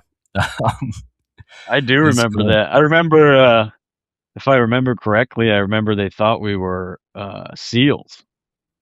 Right. And then, so we're doing training exercise, and obviously we have that the big safety boat that blatantly says USMC in big red letters on the side of it. But Yeah. yeah, Yeah. I do remember that. But that's, it's understandable. Like that is, it's, there's not many Marines will go to that place. Oh, over the course. Yeah, even if they do 20 years, they might. People don't even know about Coronado or like the marine part of Coronado. It's just known as that's where seals are made. So like every seal has been through there, um, but definitely not that many Marines. It's like a very unique place for us. But I remember some like just just watching buds and watching all those guys try to become seals. And there was one moment that stuck out to me. We were coming back, we were doing like a night raid or something, and we're walking back to the squad bay at like 2 in the morning or whatever time it was. And all the seal like candidates or whatever you would call them, they're like bear crawling out of the chow hall and getting sprayed with like this cold because I could feel the hose they're spraying, and there's like a mist coming off, and I could mhm. feel how cold it was, like just this cold water, and those guys were just getting abused. And like I know the shit there was really tough for us, even like all the miles we put in carrying those boats on our backs, but then for them it was cranked up a notch for sure. Those Yeah. those poor guys. Yeah, and I mean, we basically, for the time being down there, we're right next to them, because, Yeah. I mean, like adjoining, not quite squad bays, but, you could look out your window and see them getting, you know, messed up and in the, in the little courtyard there. And it was kind of Yeah. wild. Yeah. It was a cool experience. I was really grateful that I got to go to a boat company and experience that. As much suffering um, that was involved, like it's like anything though. We talked boot camp and things like that. Like it sucks at the time, but now I'm like, man, I want to go inflate a boat and go out with the boys in the San Diego Oh, Bay. I Like know. that was It was, that was it that was was a a great cool time. time and you're just, running around and you try to think outside and be like, this is cool as shit. I know one morning I think we were coming back from doing something and one of the nicest times was rolling back into the bay because it people have never been there, it kind of obviously you're out in the ocean and then it funnels into, you know, the bay and going into I mean it can't be very you can see land on both sides, it's not very wide. And Right. there's restaurants and people outside doing things and you're just cruising through. But I do remember one morning that it was just uh like glass. And we were the Hmm. only boats out there, and there's 18 boats, just making their own little wake. And it was just I mean, it was, you know, very few people will ever experience anything like that. Right. Going through. That's a good point. We'd be pulling into the bay. It like after Gone. we just did an overnight mission or a training mission, of course, and then yeah, nobody's on the water. All those fancy yachts and speedboats and jet skis and all that stuff. Everyone was sleeping. So like Mhm. it was like being on glass, and it's so calm in the bay. The dolphins are jumping around a little bit, but it was cool, man. It would be fun to take a trip back out there with a bunch of the guys, and you know, like I said, just being tourists and seeing how everything looks again. Um, were Yeah. you? I think was I with you when we took kayaks out in that bay? Was it? Yeah, yeah. I think There was I some. uh I think there was like I have four of some us, right? pictures. There was a couple of us. I think it was you, me, Dick, and Yeah. I think Lanterman too. Um, shoot, I'm pretty sure I have pictures of that somewhere. But Yeah. Yeah. yeah, Probably. rented kayaks and kayaked around the um San Diego Bridge, the Coronado Bridge. And Yeah, yeah. it's something too. Like it's a weird fact. I think it's the first Anchorman movie. Um, right at the beginning though, like it's they just kind of pan over the that Coronado Bridge. I think it was. I'm gonna have to check And now. I there's haven't watched boats, that movie. isn't there? Hmm? Isn't there boats in the water? Like the Zodiacs, or Yeah.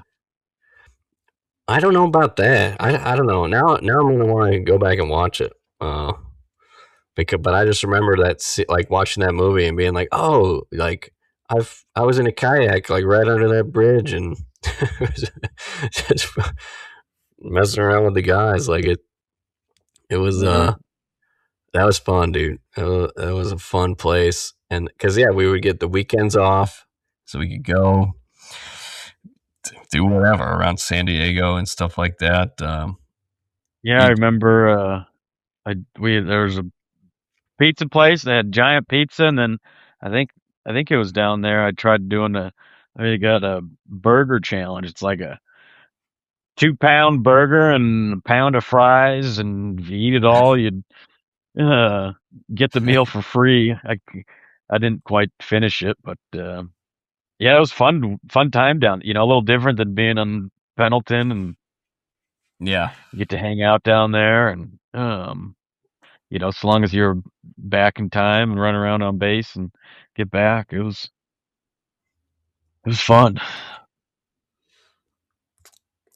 how well, I don't want to stop you from any if any memories resurface and stuff, and you want to talk more about that stuff, we can. But I would also like to pivot to when you got out of the military, because that is All right. we've talked to a lot of guys, and some people just jumped right in. They knew exactly what they had a job lined up, from family or something, or school lined up, or some people uh, really suffered, right? And it can be pretty common. The guys struggle getting out of the military, especially there was a whole generation of guys that got out, and then COVID lockdowns hit. So then they're like they can't even find a job because Oh, how geez, yeah. all that mess went. But what was it like for you? Well, before we start that story, I gotta take a leak. All right, yeah, let's take a quick pause. I'll put a mark in, so I'll cut it. But yeah, let's take a break. We'll be right back.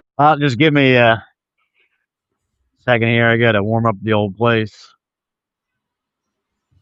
Oh no, no worries. Get my wood stove going. Oh, dude, that's nice. Yeah, it's a little cheaper than propane and electric. A little more backbreaking work, but Yeah, they're chopping wood. yeah, Murph, I do. Murph, you coming? You coming up? Get my dog in here. Yeah, you got that My pretty. dog will just scratch at the door. Oh, Can you see him? I seen him running around. You had a dog for a while, no? A little Yeah, older, right? there he is. It's kind of. Wait, what happened? Did I lose?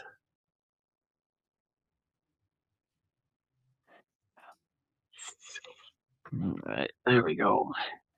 Yeah, there's my little pup. Yeah, I think it's. Oh yeah, dude. We got a My wife um has she had her a black lab before we got together, and Hmm. so we still have her. Um, she's she's an older girl though. She's gosh, she's gonna be turning 11 this Wow. summer, I think. Yeah. Well, you want to Um, see something cool? Probably one of my prouder moments. Let's see what if is we it? see if we get this right. Beer.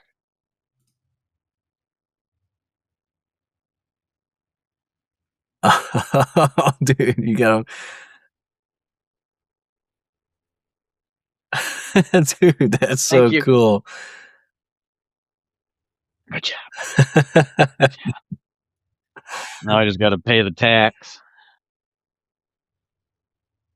You give him a little snack. Yeah, they it's a little shook up a little bit, so she gets the foam off the top there. Oh yeah, dude. My dog loves drinking or you like trying to lick the top of the beer. Yeah. Alrighty. I'm Well, just I'm just checking this. I'm oh just yeah. checking these settings out real quick because it says we're still recording, but something weird had popped up. But I think we're The all good. the purple thing's still flashing on my end. Yeah, we should be good. Um, I'm just checking, make sure nothing's turned off. It's recording. We're live. But yeah, back from the break. We're about to get into post Marine Corps stuff. Yeah, getting out. Yeah. What was did you face any challenges with that, or was it pretty smooth Uh sailing right away? it was kind of smooth. I kind of, we well, I guess we'll go back a little bit before. On our second deployment, that's when everybody was kind of figuring out whether they were going to um reenlist or not. And I know all you guys, I think, kind of started the paperwork on deployment, if I'm not mistaken. And Yeah. for whatever Yeah, we reason, did. because I didn't, we kind of weren't doing anything. I kind of thought I tried to do a lap move, which is basically get a different job in the Marine Corps, because I kind of figured, well, the infantry, uh, not much for it when getting out. Come to find out now, nobody really gives a shit what you did. They just see that were in the military. But Right. yeah, I think I'd try to move over to like the air wing or something, doing welding of some sort. But Yeah, I think I kind of didn't remember that now that you mentioned. y- yeah, didn't get in because I find out that lap moves is kind of um the last priority for the Marine Corps. And so I had to wait till October at the new fiscal year to see how many boat spaces were open, and which is basically just openings. But Hmm. yeah, and it's new enlistees, and then people reenlisting, and then lap moves, last to pick. And um, I didn't get that, and I think by then some of you guys might already or were getting ready to leave. I think some of you guys left in January, in the beginning of the year, or even a little bit before. Um, but Yeah. so then I was kind of just on the way out, and so when you were, you know, a couple of you guys left, and then it's just the guys getting out, and you kind of end up in your own little group. Um, and so fast forward, yeah, uh, I got out, and basically Brett Robinson, um, he was out a couple of months ahead of me, and I ended up shacking up with him. Right when I got out, I packed up my stuff and um, kind of drove East San Diego County, and ended up living with him in an apartment for a little while.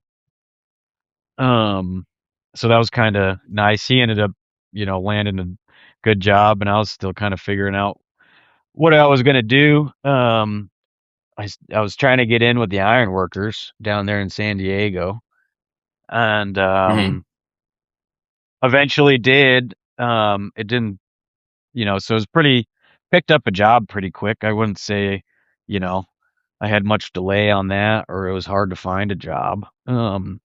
Now I'm, San Diego's, giant city. It's kind of there's always jobs, just depending on what you were trying to do. And Mm-hmm. yeah, I think I lived with him for I don't know. I had to be maybe 6 months, if that. And then he ended up getting a girlfriend now, his wife now. Um, and, kind of was like, all right, you need to, get on the road there. And actually ended up Yeah. living with his grandpa and his brother. Um, and so like those I guys remember, are pretty much I like my remember going to second their house. family. What's that? Yeah, that's all. They were good people. I met his grandpa when there was one night I went and I remember hanging out with all you guys out in the garage. And his grandpa was funny, man. We were having some drinks and that was a good time. Yeah. And then so I ended up living with them for oh well, probably not quite a year, maybe. The ironworker thing kind of fell through. Um, sort of. I kind of had fun in the Marine Corps, so I didn't really come out with a whole lot of money. Um, you know, and so Yeah. we kind of stopped working for a little while, and I needed a job, so I ended up picking up a job doing HVAC, heating and air conditioning, and that's kind Mhm. of what I did for the next. I lived down there for I don't know 3.5 years. Eventually got my own place. Picked up a camper from a buddy on some land, and they were cool with me renting it. It was already there, and yeah, I just did that for a little while in California, and it was fun. We had a lot of fun, a lot of shit to do down there. Yeah. Yeah. That's I definitely miss the like Southern California area. And I mean we could talk about that forever, just all the things we did on Yeah, the weekends. LA and San Diego and Palm Springs and every like it is a fun place, but it's I know it can be hard to live there too, just taxing, price wise. Yeah. taxing, and that's basically. I was like, I kind of need to get out of here. You're kind of living a little bit over your means. I had a decent place to live, cheap rent, but I you're buying things and buying gas on a credit card. Or at least I mean I was making okay money. But buying stuff the weekly stuff on a credit card till you can get paid for the week, and then it kind of just goes to the wayside, and then you want to go out and we'd make trips to Laughlin, Nevada, kind of call it the working man's Vegas. A little Hmm. smaller, but just as fun if you want to have fun. And Yeah, I'd never been there. trip trip like that, ends up taking a little bit, and then you're trying to just work that off. And I was kind of working myself into a hole, and Hmm. I said I need this place. This ain't the place, and I had to get going. Um, so I um Which I'll say getting out, I also did a lot of things down there, but less about my story. But for people who are listening, or if there's any, the GI Bill, was money for me.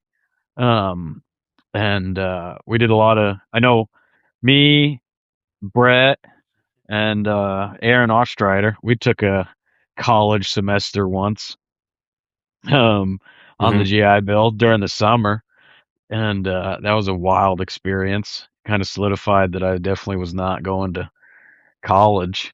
Um, Well, you guys like actually went to classes and stuff, or was yeah, it so online? we were like, well, shit, it's kind of nice. They obviously pay you, and down there, um, they pay you good, right? Because it's based on your um the area you're living in. And so we're like, well, shit, let's Right. do a during the summer it's 6 credits is full time um for college, I believe. And so we're like, shit, let's just take a summer semester. It'll be like 2.5 months or whatever it was, after work. And so we'd show up, you had to take one online class and one class in person. And I think we took the online class was like nutrition for sports or some shit. And then the in person class was intro to sociology. And boy, they just kind of, Mm. you know, there's all these college age, people, and this is night classes kind of too, but all these college age people, and then um I think Aaron was working some sort of construction at the time. I don't quite remember, but then there's, me and two other, Marines who just got out and were coming off a construction job and dirty and sitting there knowing what like the real world is like. And they're trying Yeah. to teach you about society and how it's fucked up and all this stuff, and it was just like, man, this is such bullshit. But um Yeah. so they got a lot of, I had a and so it's good for getting out for people, struggling, you can get a job and use your GI Bill, and it's almost like um a second income if you're kind of struggling, if college ain't quite the way. Um I took Mhm. I'm where I'm at because of the GI Bill.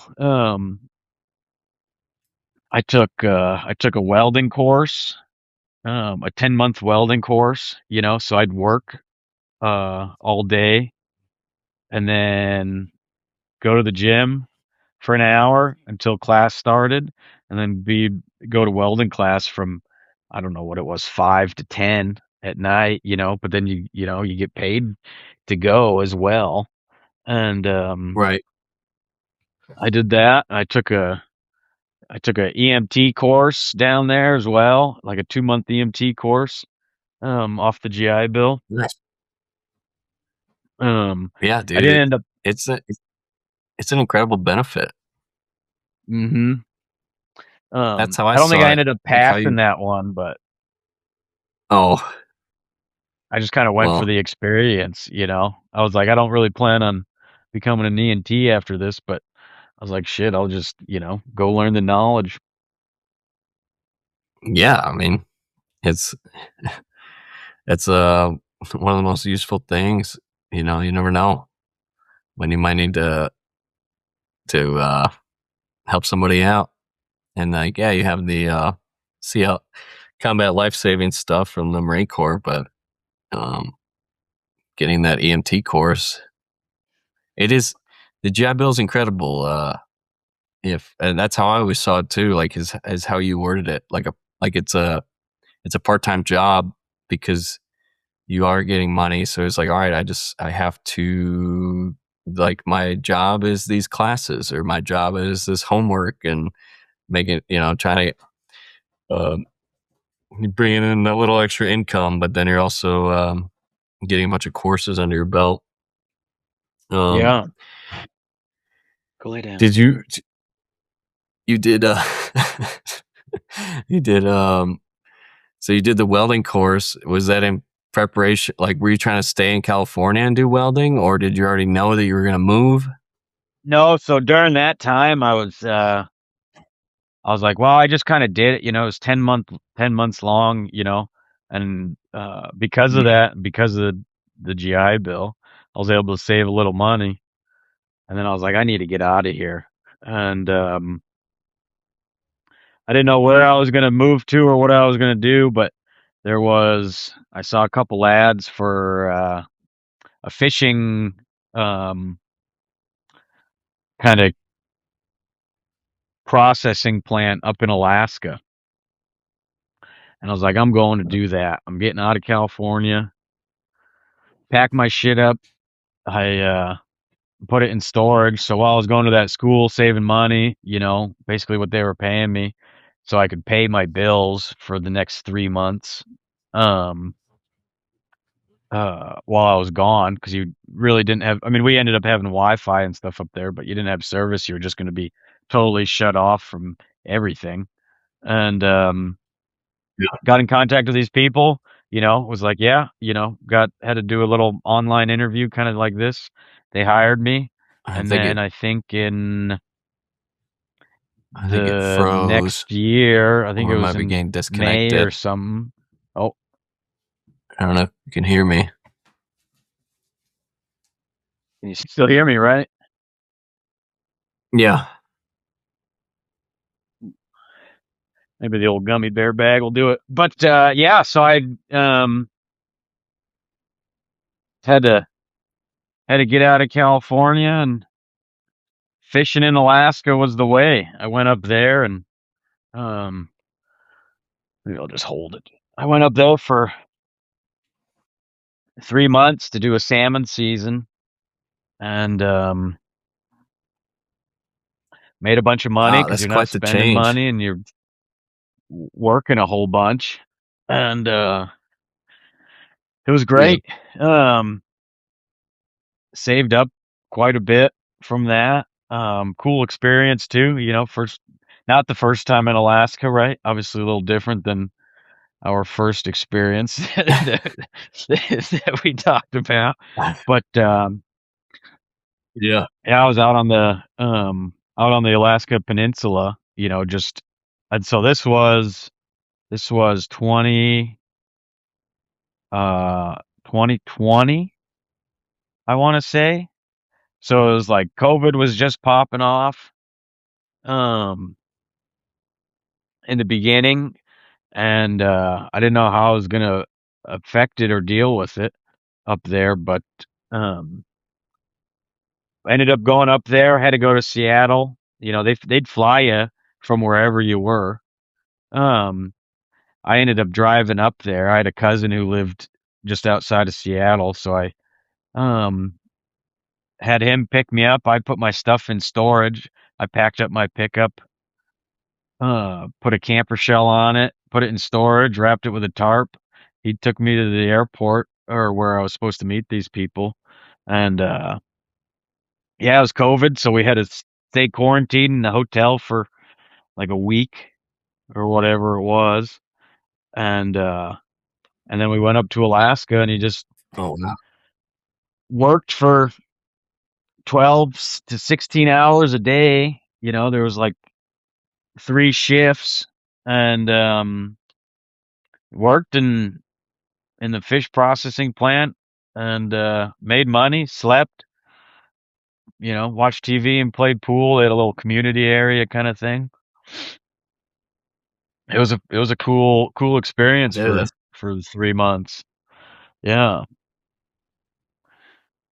that's And pretty then awesome. Did you meet any interesting guys up there? um not too much. A lot of people, a lot of foreigners. I didn't get lucky enough Hmm. then to get the college rush. Every now and again, some of those people kind of like that's kind of their job. There's a couple different seasons, but they'd go up there and work, be off for a little bit, work, and so they've seen quite a few things. And every now and again, there'll be a group of college students that decide to do it all together. So I missed that one, but a lot of foreigners, people from the Ukraine and the Philippines were up there, which was pretty wild. I Oh had wow. I had a roommate, and I mean it's almost worse than the the bunkhouse. Is basically just a bunch of rooms. It's just like a barracks, but all that's inside is I think it was 3 cots, so you could fit 6 people to a room.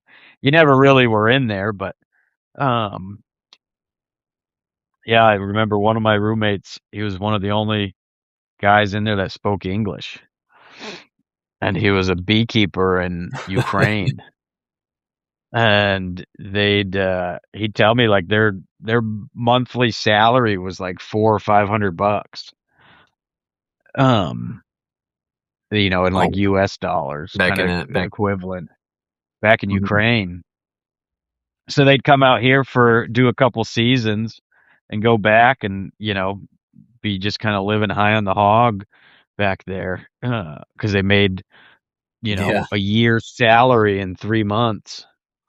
And, Wow. yeah, so it was kind of cool, kind of a unique experience. Kind of wish I would have done that right out of the Marine Corps almost. Um, but obviously everything worked out. But yeah, I was kind of like, damn, this is pretty sweet gig.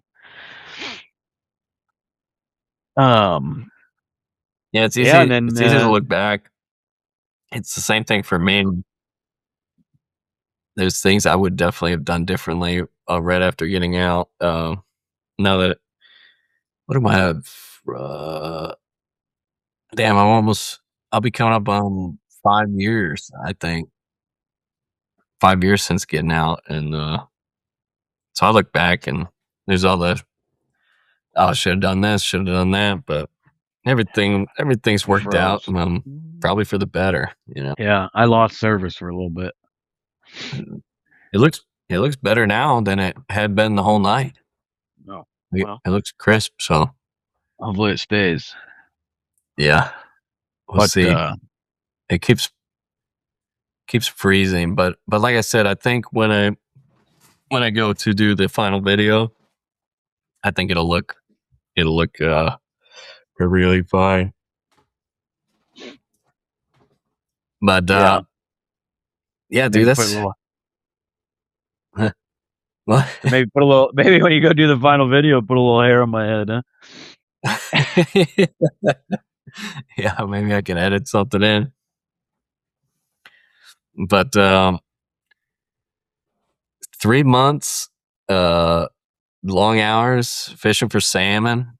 That's pretty cool, man. Like that's what a single man can go on a little adventure like that in Alaska. Um, Yeah, he it was didn't have. cool, and I'd say it was almost, life changing a bit because it kind of got me able to, I ended up able to save up a little money and not have to have a job for a little while. And so um after that I what did I um hooked up with my cousin and hung out with him for a little while. That he was living out there. I think I helped him on a construction job for a couple days, and then I basically just traveled the country.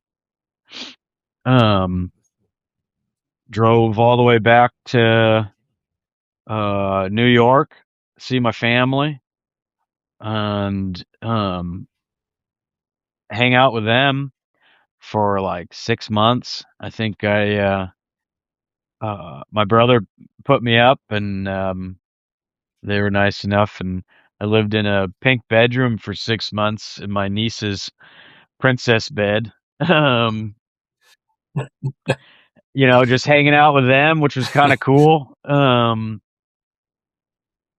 I kind of did Yeah, start to get bored, so I ended up picking up a job there, just working at a local farm, um, sorting beans.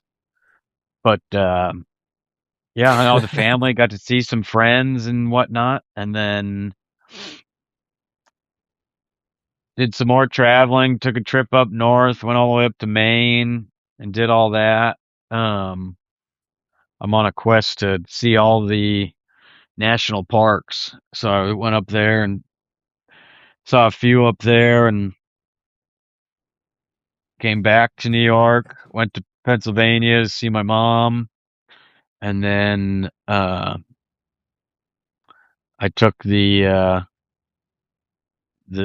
trip back and I went back to Southern California. And that's the trip where I stopped and went and saw you guys in Virginia, and Yeah. then um saw you guys, went and hung out with the good old Ortiz, got to see Marcy and he was doing. I tried to hit up Love. Um I forget what he was, I don't know, doing something. So I didn't get to see him, but yeah, who else did um I don't know if you remember him. He was in our infantry school, but Zingwald, he lived out in uh where did he live? Wyoming. So I drove out there and ended, just hit him up off I don't know if I had his number or what, Facebook, and was like, "Hey man, I'm coming through." We went to um ITB together, and then it was like, and he ended up being in two. I mean, he was in 2-5. He was in weapons company. Um, Hit him. Ended up staying the. I think we got some beers and a steak, and stayed the night with him, and just kept traveling across the country back to San Diego. Um, so I took almost. It was like a year and a half, almost 2 years of just traveling after traveling around and seeing shit. Um, After that fishing trip. Yeah, that was probably incredible. What did you learn from that journey? Did you Um, gain some insights? Yeah, I mean, I don't know. It's fun, and I definitely there's a shitload to this, country um, that a lot of people don't see, and there's always more to go explore. It's hard to, I took all that time, and it takes all that time because it's like, well, I want to stop here, and you stop here, and you know, it's hard to make it 100 miles in a day if just by driving around and stopping at cool things and seeing people and I saw a lot of the country. I think there's 7 states I haven't been to, but other than that, um, I've seen most of it. Which ones do you still need to go to? I think Kansas, Florida, Hawaii, Alabama, Louisiana. Um, I think there's a couple other Midwest states, but yeah, so that's Well, that was when you kind take of a a road trip out this way, you can hit some. yeah. Shit, you start doing in-person podcasts, I'll fucking peek my head in the door, maybe. Um, Yeah, that was Yeah, a hopefully we. trip of a lifetime for sure. And then That's so I just went back to San Diego just to go see Brett and them. And then I was scheduled for uh a guide school. So I kind of found it and looked it up and same, still off the GI Bill. They were covered by it because they've been in business for like 27 years um, at the time, and so the GI Bill covered the cost of it. And so I went, drove up to um, Montana and went to this month-long guide school. Originally just for the hell of it. And at the end of it, I was like, well, shit, I already did it. Did the school. I got some phone numbers. Might as well give it a go. And that's how I ended up in Idaho. The people that call me back first are the people who I work for now. But yeah, that was pretty, pretty, pretty crazy.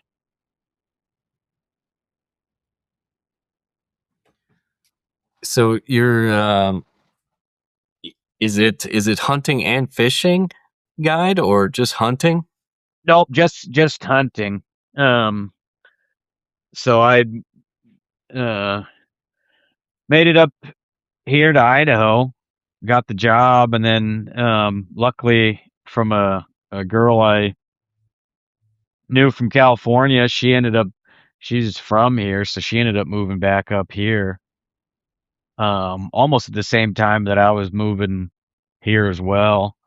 And so I was able to crash with her for a little while before I went to the job. And yeah, it's just hunting. We do bear and elk mostly. Um, so I started off my first fall.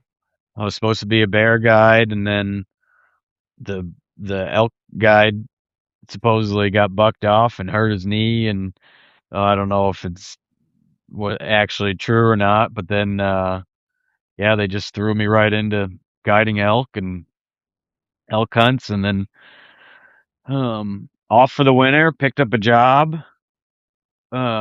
here in town for the most part, which is who I still work for. Um, Kind of full time now. And then every spring I go back out there and go start baiting bears and take guys bear hunting, and it's pretty good Wow, life. dude. What what what kind of what are the what's the clientele like? Are these pretty wealthy people coming up to pay to go on these hunts, Not or really. have you? Um, it's kind of just you're one of the mill people. Some of them are a little more well off than others, where it's not so much a big deal of, um, paying. Our hunts aren't terribly expensive. I think they're $3,400 for a bear hunt or something. In the realm of things, that's not super expensive. Mhm. But some guys, we get groups of guys that come every year, so they got not an issue with shelling that out. But then you get some guys who are you know booked it 3 years, 2 years in advance, and have been saving up to pay for it and come out, and maybe it's once in a lifetime for them or not. So it's you get all walks of life, I would say. T- Talk us through it. Like, what's a typical day? Do you take these people out for multiple days, or is Um, it? Shit. Well, Give for us a bear give hunting, us. it's pretty chill. So we work as a guide. I work for the 2 months for the spring season. It's longer than that, but where we're at, there's too much snow. But for a whole month almost, we Mhm. go and put bait out where our bait sites are. And so you're just running around the mountains and snowmobiles and track machines, dumping food into holes and um, getting bears to come in. And then these clients come in, and it's a 5-day hunt. You're there for 6, or almost 7 technically. You show up on Sunday, you hang out, we give you the rundown. And then for bear hunting, we only hunt in the afternoons or the evening time. So you basically got the whole day to do whatever. Sometimes you can't always do a lot, whether you're able to drive in or we had to bring you over the snow or whatever it is. But yeah, go run around, go fish, go hike around some places. see the country a little bit, and then come around lunchtime, come back for lunch, get your hunting stuff on, and we'll take you out uh, to a blind or a tree stand and put you up in there, get you situated, drop off some bait, and kind of, we just kind of drop you off and go because we got more people than one, and they sit there for the Yeah. evening until dark and see if they see a bear or shoot a bear or not. Oh wow. So you don't have you're not have you don't have to sit there directly with them and walk them through the whole process. You just kind of show them where to go set up at. Yeah, I mean, you'd watch them, get into the stand, but you're not there. You're not really hand holding them or nothing. So you kind of explain the whole rundown, and well, naturally the bears come from this side, and they might poke in and poke out, and you tell them where to shoot and what to look for, and a good sized bear or whatever. A lot of people that come, it's their first time bear hunting. It seems like I'd say almost 50%. So the first bear they see is the biggest bear.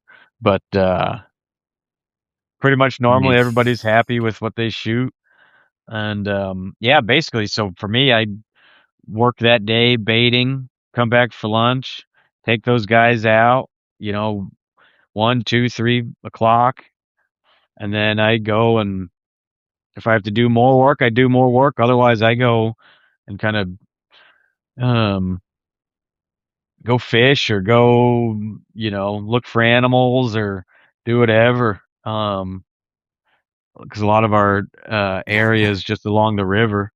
Um, go mushroom hunting, go try to find some mushrooms or something. It's kind of a sweet gig for the 2 months.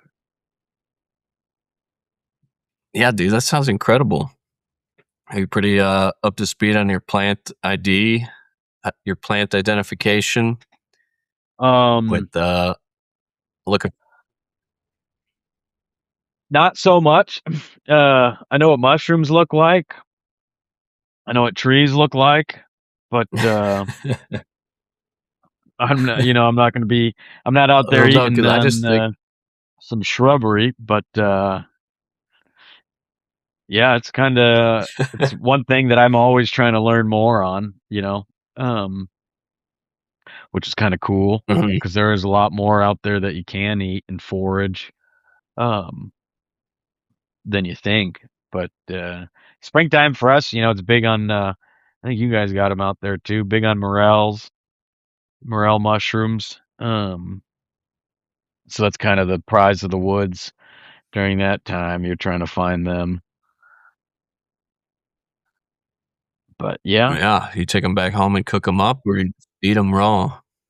no, you cook them up. You gotta let them soak, get some of the bugs out and whatnot, and I try to just dehydrate them for Yeah, later on.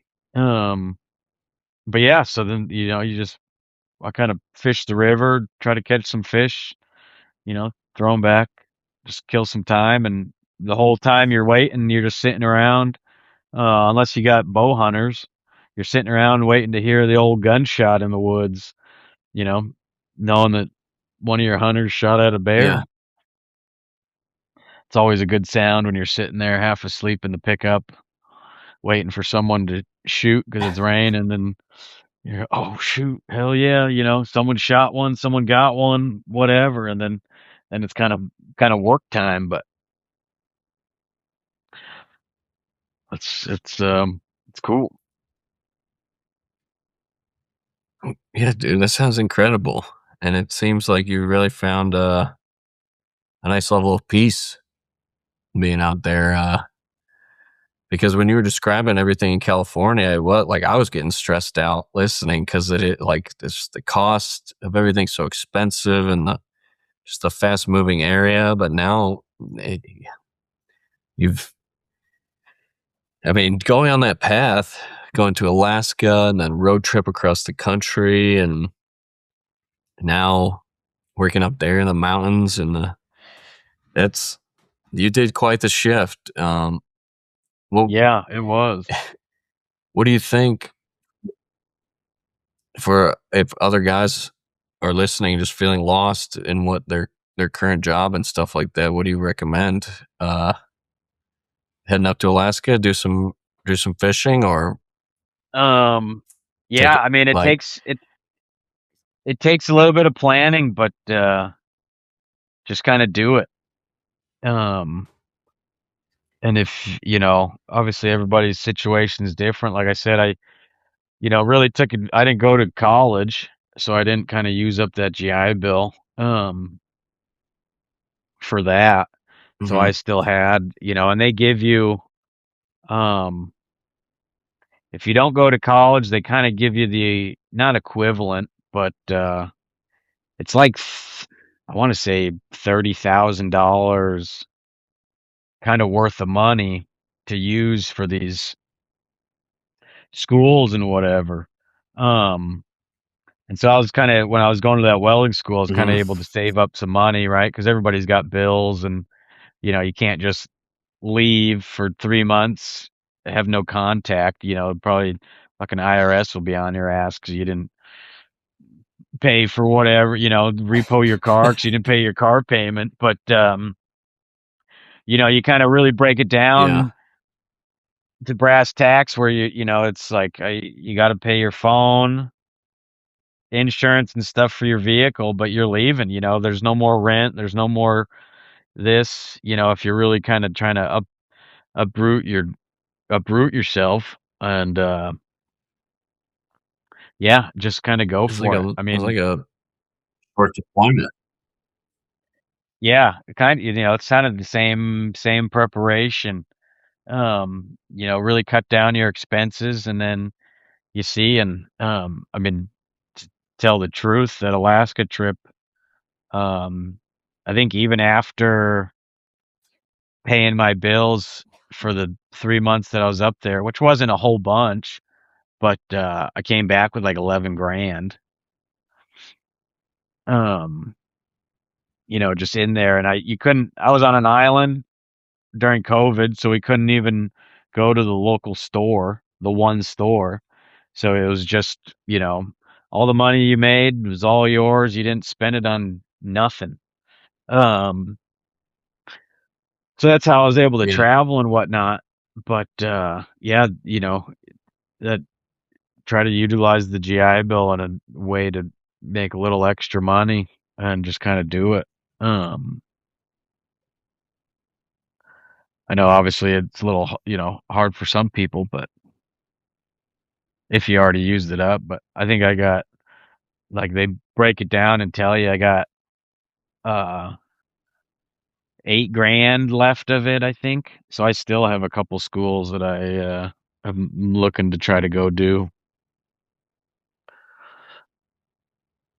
yeah, dude, that would be But awesome if you can take it further. um yeah, but I got lucky, so I started that guiding gig and it was they kept me over the summer, so I worked in the springtime. You do the bear season. For us it goes until the end of June. So then we'd come back for a couple weeks, you'd do 4th of July festivities and whatever. And looking back, I'd like to wish I could have done things a little different, but you make decent money guiding as long as tips are good, and then um I'd kind of blow a lot of it on drinking and stuff for the 4th of July, but have a couple weeks off, and then I go back and during the summer, you're cutting trails and we were redoing our camp. So our camp is, a couple cabins for the guests, the main lodge where eat your meals, an outhouse.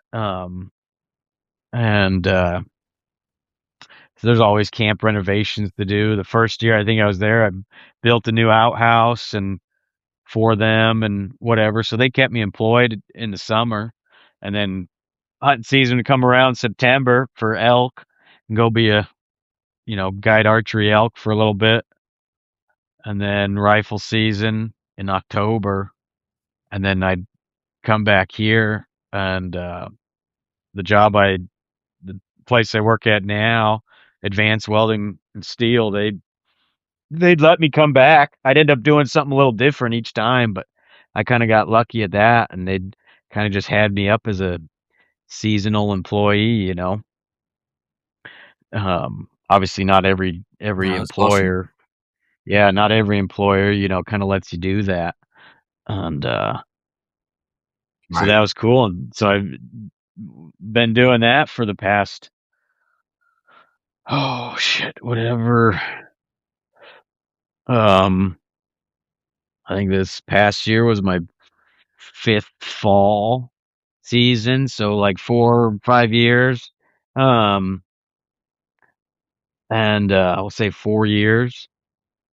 And then this year, finally, I'm trying to right myself around once again. And um, they told me advanced welding told me, they'd take me on full time, but they'd still give me 2 months off in the spring. So this past year, I took the spring off, came back, worked during the summer. Um, I did end up getting 2 weeks off to guide in the fall, 4 weeks off to guide in the fall, and then came back. But so now I'm working full time. I got a full time job, but I'm still able to leave for 2 months in the spring and go guide bears. And I'm gonna try to do that for as long as I can.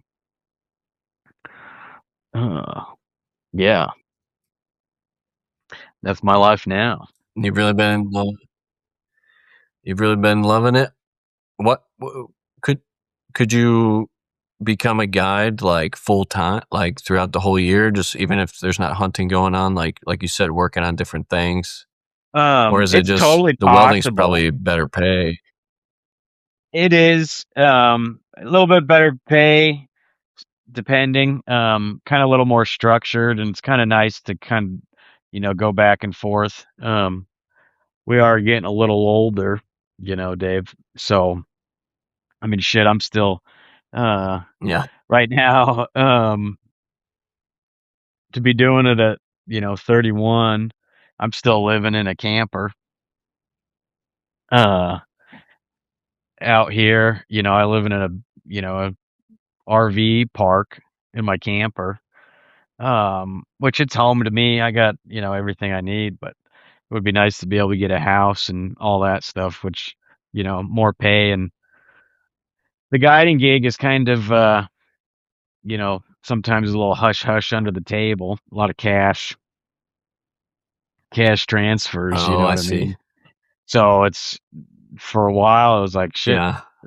I only had, like 6 months of employment on the books. Um, but yeah, so, uh, uh, um, work full time now, but they give me the 2 months off. But yeah, no, I love it. Hey, that's awesome. And I would give you the cliche saying, the grass is always greener. Like d- if I was a single guy, I think I'd be doing the same thing, but just living. You live way below your means. In there with your dog. You taught him how to open the fridge and bring you a beer. Like, dude, that's you've got a great life. I wouldn't be in any rush to try to get yourself into a house or something. That's a whole nother mess. I For me doing with the landscaping company, like it's a lot of work in rich neighborhoods. And I'll tell you, you're going around the sides of people's houses, the back, you're out in the backyard and you see things and hear things that they don't they wouldn't want you to see or hear. And what I've learned is a lot of these people in the biggest, nicest houses are the most miserable, or from the sounds of it, if it's I would be in no rush to uh to get yourself into anything. Like if you're Oh happy where well, you're at yeah, now, yeah. You say that until your toilet takes a shit, and I mean, I can help in it happen in the house too, but my toilet's on the fritz, and the camper life, you don't got much space. But I've been doing it for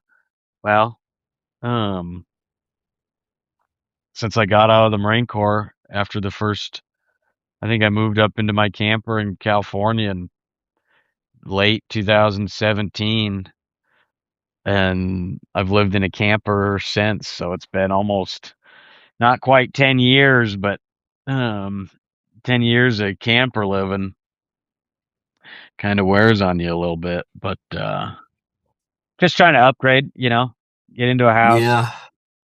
have a little more space, have all your things where you want them. And, if I start shooting any more deer, I don't really have much more room for antlers or Eh, bear rugs, or yeah. duck. I got a duck right now out getting mounted. So there's not a whole lot of wall space in a camper. Big Yeah. issue I have, Yeah. but That's a good point. Yeah, hang up the you need a garage. Hang up all those trophies. Oh, what's has there been any like sketchy moments? Has anybody got attacked by any of the bears, or is it relatively pretty safe operation up there with everyone in tree stands? um, well, I got a story. Um, for all that and the bear guiding, being in the mountains, uh, it's all relatively safe. Black bears, we don't have grizzlies just yet. Black bears are pretty skittish creatures. Um, I think I've only Mm-hmm. pulled my pistol once because it was dark. I was tracking the bear at night, and it wasn't dead, so it was just wounded. Luckily, I had the high ground, and because we were tracking it downhill, and we ended up spooking it, and it never did. Probably 15, 20 yards away, spooked it up out of its bed, but it just you know ran downhill. It wasn't in a fighting mood or nothing. But other than that, it's Mm-hmm. we don't really have nothing too crazy has ever happened out guiding. Um, it's more or less which is why I like it, We get sketchy moments of running around and track machines and out on the snow and, kind of environmental things. Um, but I necessarily don't want to tell the full story, but the danger is in town. That's where they'll get you. What Two rough crowd locals or two what? uh 2 years ago, was it 2 years ago now? Yeah, I think so. 2 years ago, I was involved in a bar shooting, um, Whoa. which was pretty crazy. Yeah. I think you have to tell the full story now. I mean, if you can, I could take um, I could take no, any. there's nothing. I could cut anything out There's nothing to cut if you out, think but about it. you're just. I thought it was just kind of crazy. It's crazy the the life I live in the mountains and tracking and down bears and whatever, and it's Yeah. um that and um that's the more of the that's the safe time. So anyways, I was in the bar one time, couple were arguing, things happened. The guy went out to his pickup or his vehicle and came back in with a gun and um shot the bartender and his wife. And there was only me and another guy in the bar at the time No. on a Sunday. Yeah. And it was I knew the bartender. He was a friend of mine, and yeah, it was pretty crazy. But Were they both were they both killed the or were they just wounded? no, the bartender was dead. I ended up Um, I got out of there. I ended up coming back in and checked on the bartender, and he was dead, and the lady was still alive, and so I was there trying to help her out until the ambulance showed up. But yeah, that was pretty crazy. What happened with the shooter? They got him. They got him. I had to go He to just court and testify and all that, and yeah, in prison for which should be life. I'm pretty sure. So, um, yeah, it was a crazy time just on a Sunday evening. wow, that's insane, man. Yeah. Why would he shoot the bartender? Was the bartender just trying to keep the There peace, and was he got mad at rumors. It him was too, or Yeah, there was I don't know. He was intoxicated and he thought things were going on that weren't, and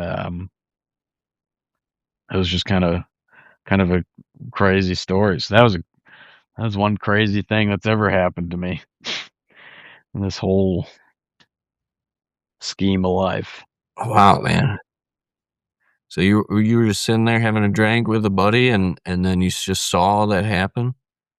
Yeah, I didn't even know the other guy that was in there. Wasn't a buddy, it was just a random. Oh, Yeah, I was just in there alone, hanging out. I obviously it's the one town close to where I work, so you kind of just I'm there frequently, we'll say. Um Often maybe one might say. But yeah. Um uh it was he I didn't even notice a whole lot of it. I was kind of just zoned out, which I kind of regret a little bit, not being as, vigilant. But yeah, the guy just, pulled a pistol and hmm. Yeah.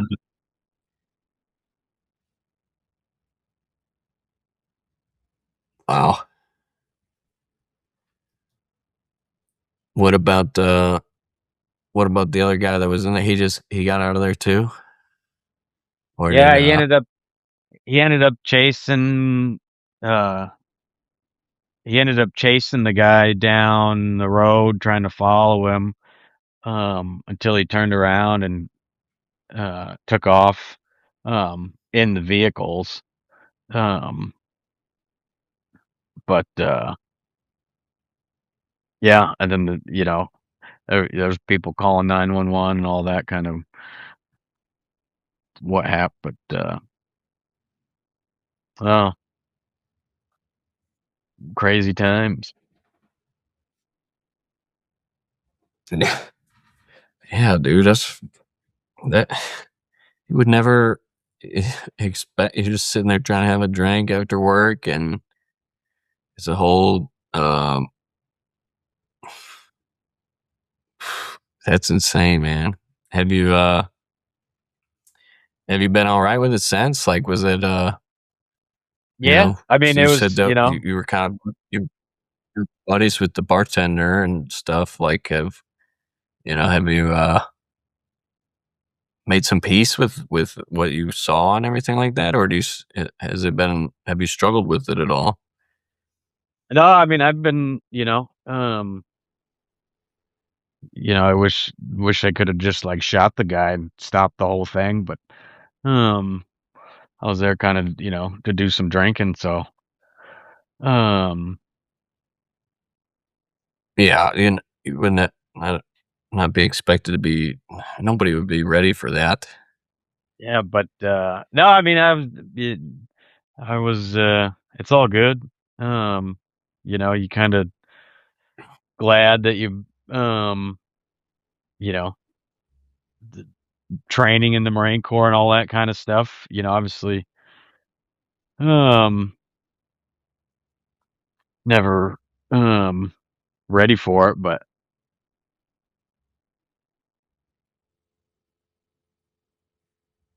Yeah. I was glad it was me than someone else, because you never know what could have happened. Right. Yeah. It could. I mean, it's already that's already a terrible situation, but I guess it could have gone much worse. Had more people been in there or something, if he started shooting others. People are fucking losing their minds. Um, although Yeah. I'm pretty sure it is. I don't mean this. I don't mean this to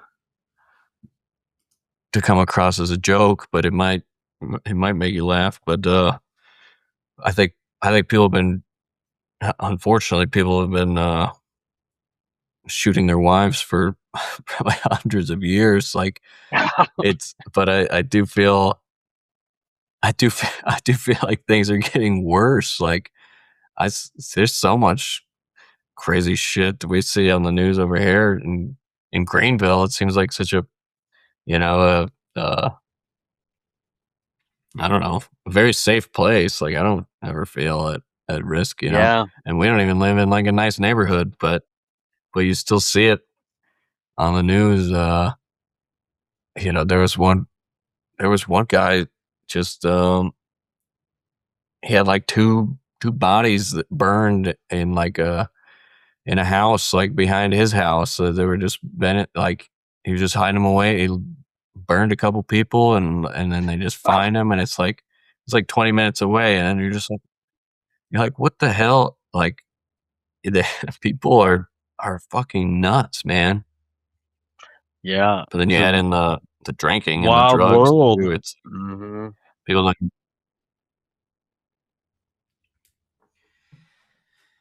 that. Wow, man, that's I was expecting some like bear attack story, or I did not know where that was going. But Yeah, no, it's kind of a I mean, wild. I don't have any no cool outdoors. I mean, I'm sure there's some stories that I just can't remember, but no bear attacks. mhm. Um, Nothing like that. I've been on some wild mule rides and some sketchy things like that, but that's You guys you do some mule packing through the trails. yeah, we'll ride in both for bear and elk, but we take mules into the backcountry. And so that can gets kind of hairy sometimes. I've I wouldn't say I almost went over with a mule, but I've had a mule get to bucking, and um I actually decided to bail off of it because I figured, well, I'm at kind of ground level on the mule, so I probably should get off. And that mule kept bucking and ended up rolling down the mountain. Um, and Luckily, they're tough creatures. It didn't get too fucked up, but I had to go down to it and get its head unstuck and take the saddle off and get it back up on the trail and saddle up again and keep on riding.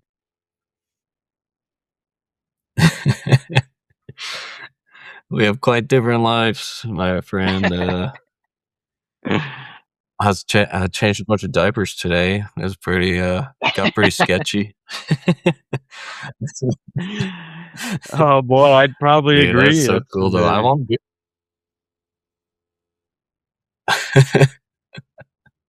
I I would love to be able to come up there and check it out and see um all the stuff you get into, and that'll be something like as our kids get older too, we want to be able to travel. If this podcast ever becomes something, take the show on the road, get a camper of our own or a an RV. We could drive. That's a little dream in the back of my mind. Be able to load the family in an RV. The kids are in the back there playing with the dogs or whatever, and I'm just driving. I love being on the road. You were talking about that road trip, and I was pretty jealous. Just being able to have that chunk of time and just there's a billboard for whatever. Just go stop there and check it out. And um, I had a small taste of it when I was moving from 29 Palms, California, to go to Camp Lejeune, North Carolina. I think I had like 2 weeks off. Um, and obviously those 2 weeks flew by way too fast, but we tried to do a good amount of stops and things along the way. My family's up in Chicago area, so of course I visited them for a good bit, and then shot over in North Carolina. So I got to do a little bit of a coast to coast road trip, but of course it felt rushed because I only had 2 weeks and had to keep moving along the way. But what about mountain lions or dude? Just Nick, my buddy Nick, who you were at his house. He has chickens now out in that out on their land, and he had to go out last night. He's got a Great Pyrenees, those big livestock guardian dogs. Yeah. Big white dogs. His dog was outside last night going nuts about something, and he heard like this super loud screech. And at first he thought it was like one of his kids like crying or something, but then he goes out. He said he went out barefoot with his pistol, and Screech. There was a bobcat trying to get at the chicken. Ooh. Bobcat. No, it was a bobcat, and it was in like a standoff with the dog. And then when he went out there, flicked the light on, or like the bobcat ran off into the woods. But what about stuff like that? Like I haven't been up close and personal with any brown bears, but I have come across a few and seen how skittish they are. So I believe you that like they're not going to come up and attack and stuff. But I would be more worried about like the mountain lions and bobcats and those kinds of things. You ever run into any of them? Or yeah, not too many bobcats. They're here and there, and they're skittish creatures. They're the smaller cat. It's not like they're gonna rip your face off or nothing. But mountain lions, they're coming more and more prevalent. And venturing out. I've run into a few. The latest encounter was a bit interesting because I was on mules, and this kitty cat just popped out of the brush at like 20 yards from me, and I carry my pistol, but I didn't know what was going to happen, whether the mules were going to spook, or I'd love to shot the thing, but I didn't know if the mules would spook from my touching a couple rounds off 45 or whatnot, and we just kind of looked at each other for a little while, and it took off. And you hear them. I've heard them out baiting bears, and they're kind of they keep to themselves, but for the most part, at least out there, it's pretty wild still out there, and so they're chasing deer and whatnot. They're not so much on the prowl. They got some food. They're not so much on the prowl for the easy hiker on the side of the trail out where I'm at. Yeah. Did you ever see that story about the guy? He was like riding his bike through a mountain trail or somewhere. I think it might have been Colorado, possibly, but he's got like totally blindsided, like tackled by a mountain lion while he was on his bike, and then he ended up like choking it out with his leg or something. Oh yeah, I heard about that story. It was it was definitely yeah. It was Yeah, good. that, I mean, it was probably like 10 years ago or something now. it was a while ago. It makes for a good story, and I think it ended up being like a juvenile. Not to put it down at all. That's cool as shit, and I'd boast the hell out of it.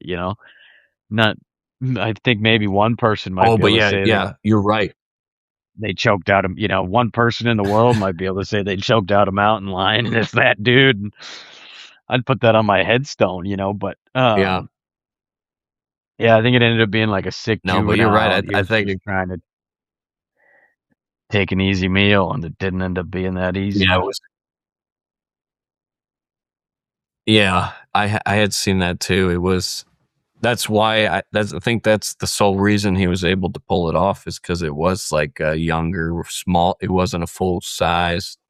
Um, you know, what is it, a full size cat? Hmm. Um, Yeah, but what do you there's think?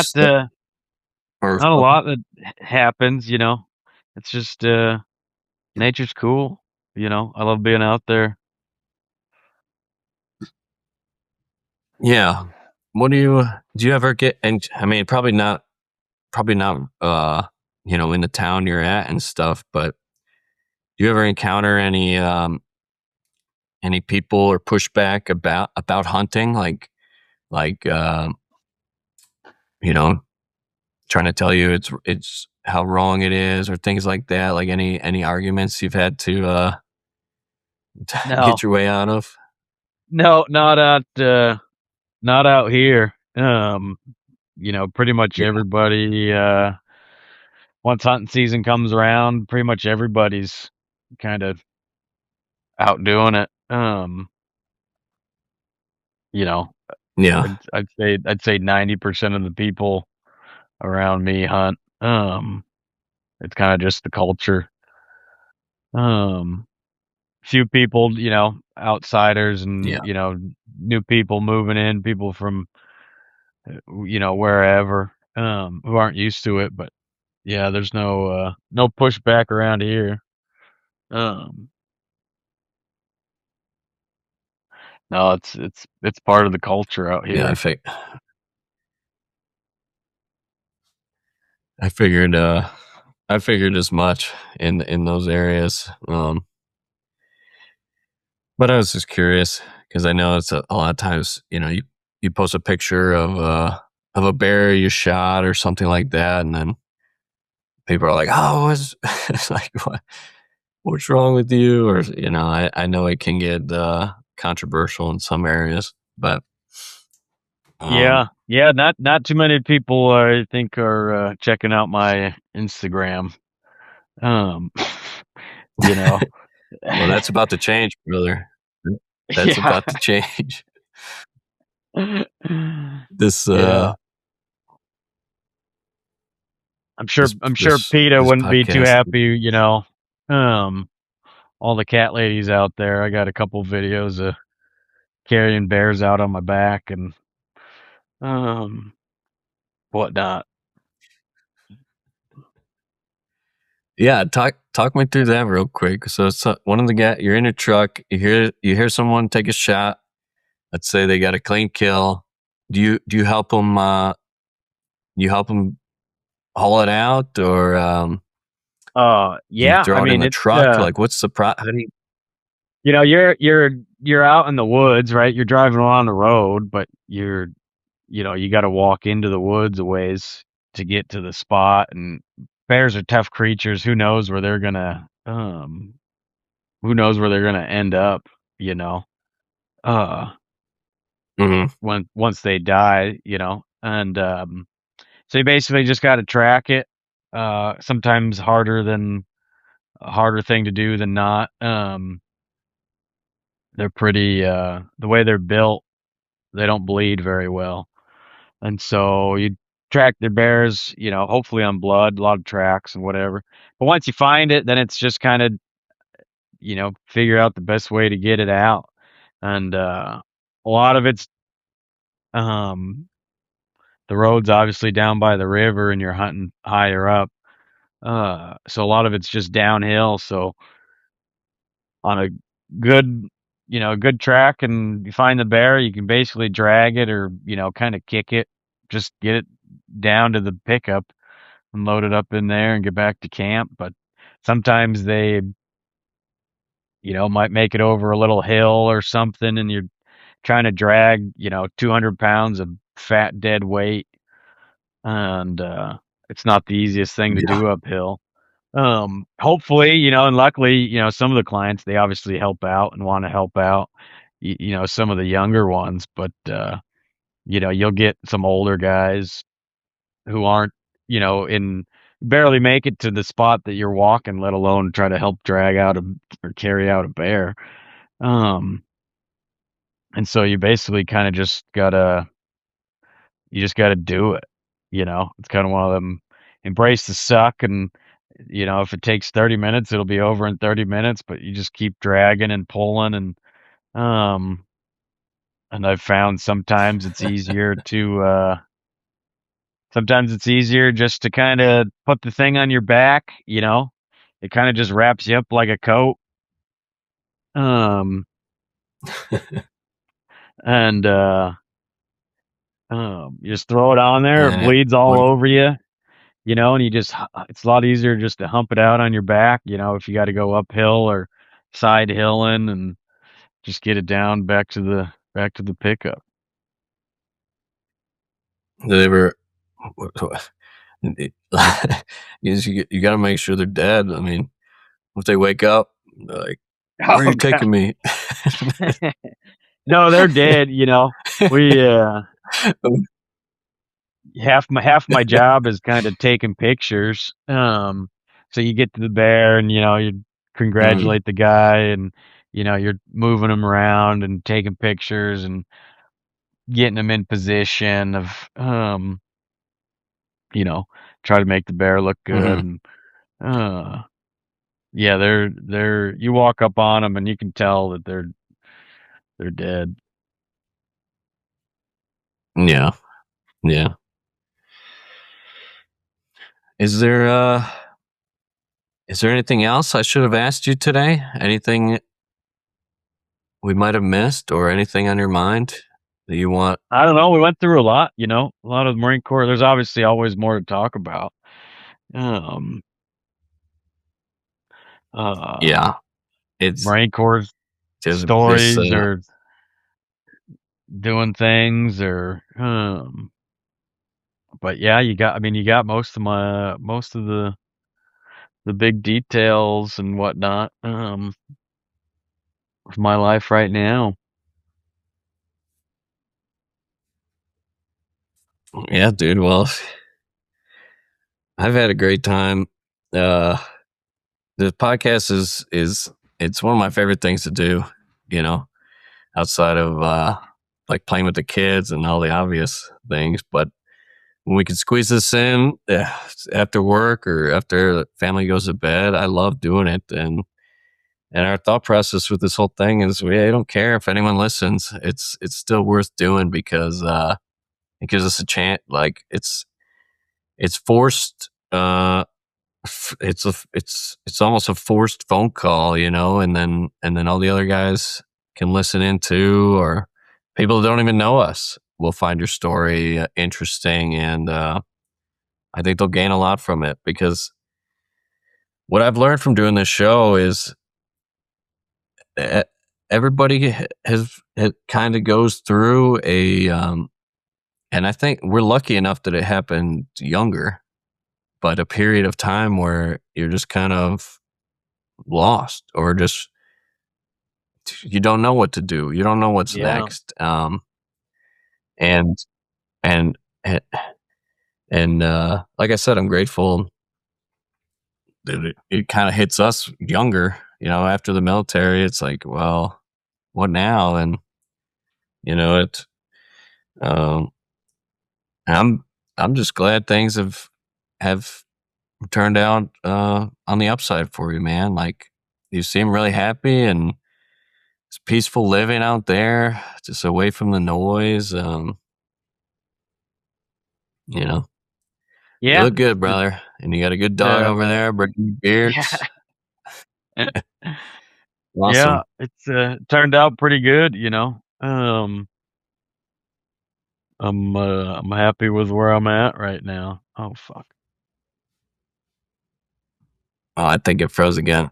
As I was saying, man, it was great to catch up and talk to you and hear about your life and these adventures. And I hope to one day, right now we have two little toddlers in the house, so it's hard to go do anything. But when they're a little older, I could bring them out, and they would love to see Idaho and the mountains and everything you've got going on there. So, but where can people go if anyone listening is interested in using you as their guide or just using your company as um, Yeah, I mean, for a bear hunt or an elk hunt? I'd say I can, if anybody gets the chance, obviously just go out there and um come out west anyways just to check it out. It's quite the experience. But if anybody wants to come bear hunt, I've kind of tapered off on the elk hunting, just to try to get more of my self time and time with the dog on birds and whatever. But yeah, I work for it's mhm. Russell Pond and B-Bar-C Outfitters, is the actual name. Um, but yeah, come book a spring bear hunt, and I can just mention my name and be your guide and have a good time. It's and for anybody that wants to have a time to kind of reconnect, if you guys a good buddies trip, is a spring bear hunt, I'd say.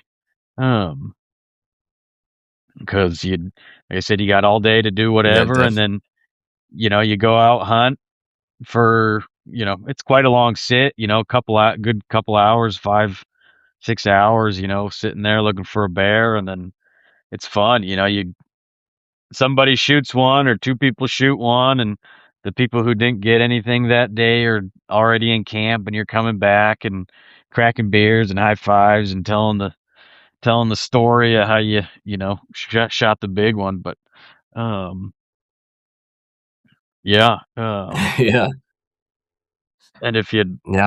want to, I think some if you want people to be will a definitely guide, be just interested.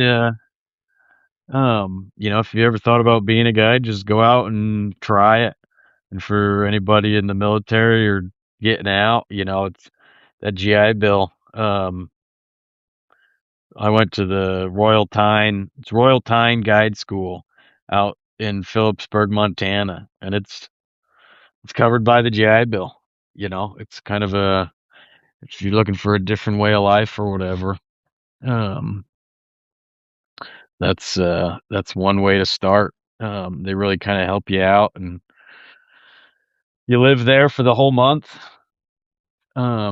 If you need to get away, and it's pretty cool. But yeah, no, it was a great time being on here. Um, I'll do it again, tell more stories, bullshit more. It's been a while since we've Yeah, seen each other and talked. yeah. But Well, yeah, man. It's if at some point if you send me the website link or anything or whatever where people can go to book a hunt or any information you want me to link below uh for all that stuff, I'll definitely have it down in the description for um for YouTube and Spotify and stuff. Um, and yeah, our goal is like I touched on earlier. We're gonna keep chipping away at this thing, and hopefully be able to travel in the future, or even just do in person episodes here, and you could come be a part of that. So this won't be the last time the world hears from Ray Sluberski. That's for sure.